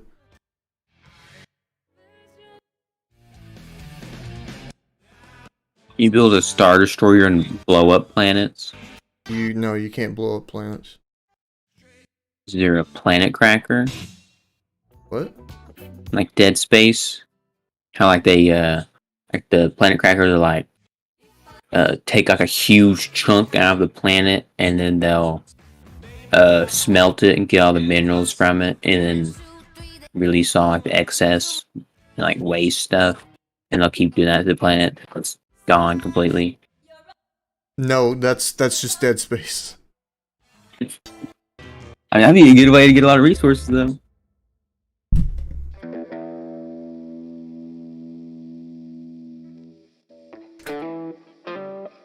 Lucas, I'm gonna get you. Who's your dog doing? Jesus Christ. There. I have the pizza box sitting on my dresser, and then from my dresser is my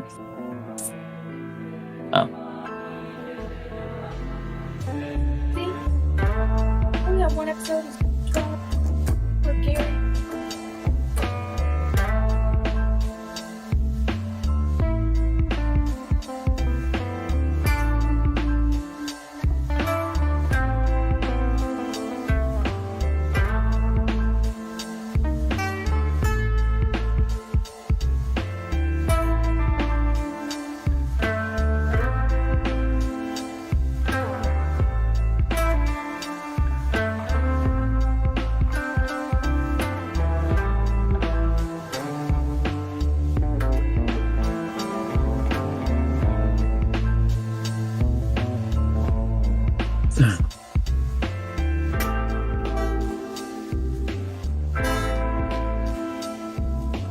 Fuck is that cord?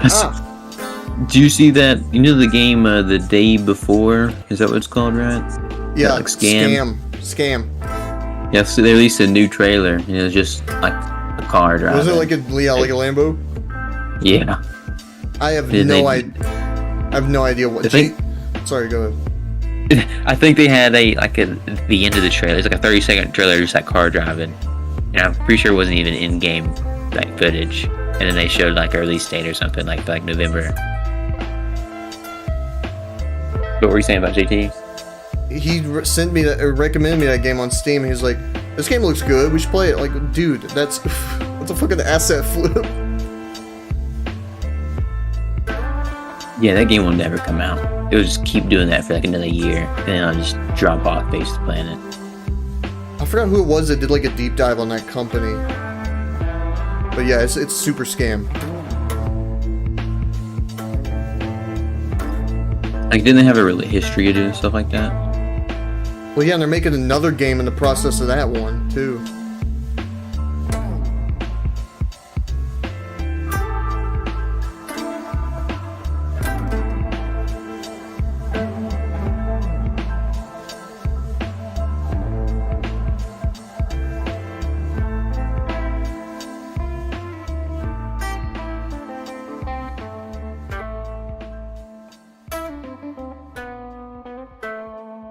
I feel bad because when I played ESO, I met this like really nice guy, and I was like low level, and he offered to make me like this high like level armor for me and weapons and the whole set.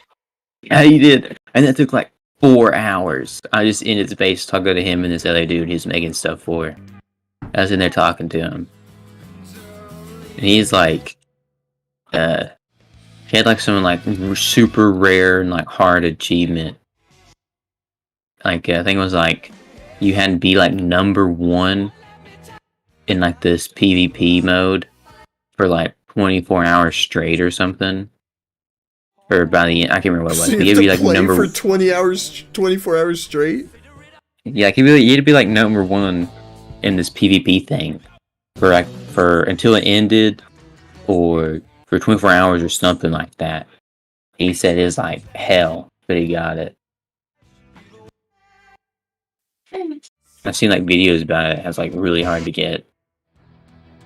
Then I never played. I played the game like the day after and then never again. Took him 4 hours to make armor for you?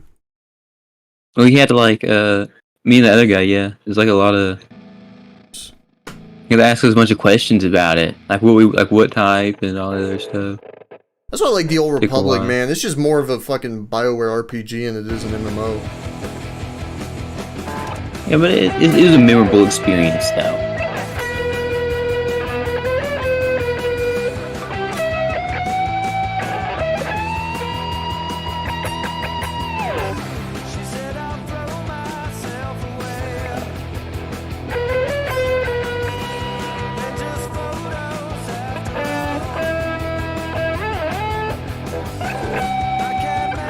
You got you excited for Arc 2?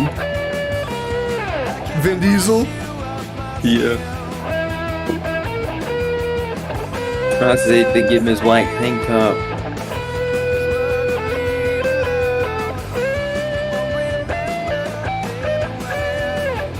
Connor have this on PC? No, he doesn't. I'm surprised. Connor had like 4,000 hours on that on Xbox. Well, he didn't get it when it was free. No, we did. Yep, we never played it. No. Why am I flubbing this so hard? I mean, I have the recommended requirements for it. Even though I still feel like I wouldn't be able to run it.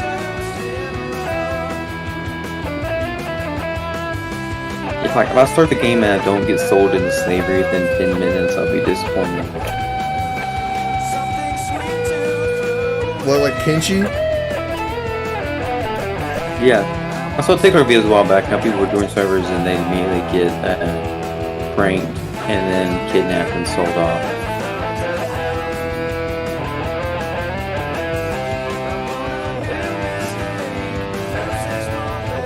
I don't know the scale for this. I'm fucking this up hard. All the expansion maps for Arc are free. Really? Yeah. You gotta pay for the season pass, or the Genesis season pass. There's a season pass for Arc? Like the robot stuff, the robot worlds and bounce or whatever, but 1, 2, 3, 4, 5, 6, 7 free expansion.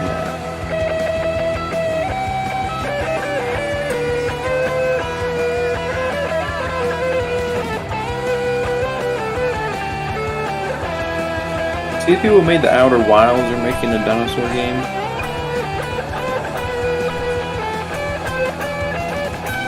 No, I Stray. don't know.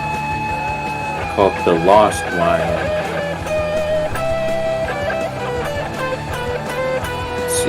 It's a single player game. Yeah, Outer Wilds is a single player too. Yeah, it's like dinosaurs and a bunch of research facilities. You gotta discover, find out what happened, blah blah blah. But there's one big drawback. There's nothing about. It says this is a survival horror, exploration stealth, but don't see any guns. Everything says you just gotta like hide the dinosaurs and they'll like adapt and learn from you. But there's no guns. I'm not getting the game. Really? I can't shoot a dinosaur. Yeah. I mean, come there's huge research facilities, a dinosaur area. And there's not a single gun. If you're just running and hiding and distracting them, that's kind of a big letdown. I don't expect to kill a T-Rex with like a pistol or something, but give like an elephant gun, and I could probably kill one or something. Dinosaur gun. Alright. I'll be right back. Spaz 12. Yeah, the Jurassic Park Spaz 12. Stock has to be up. No, the stock was down. He pulled it down. Oh, that's right, he did. Yeah. Then he died. Down there shooting it out, I think. That's why stock has to be up. Yeah, he's like an expert too or something, and he just immediately died. Okay, I'll be right back. That's it for now. Oh, let me put my stuff up. Into the stream for now.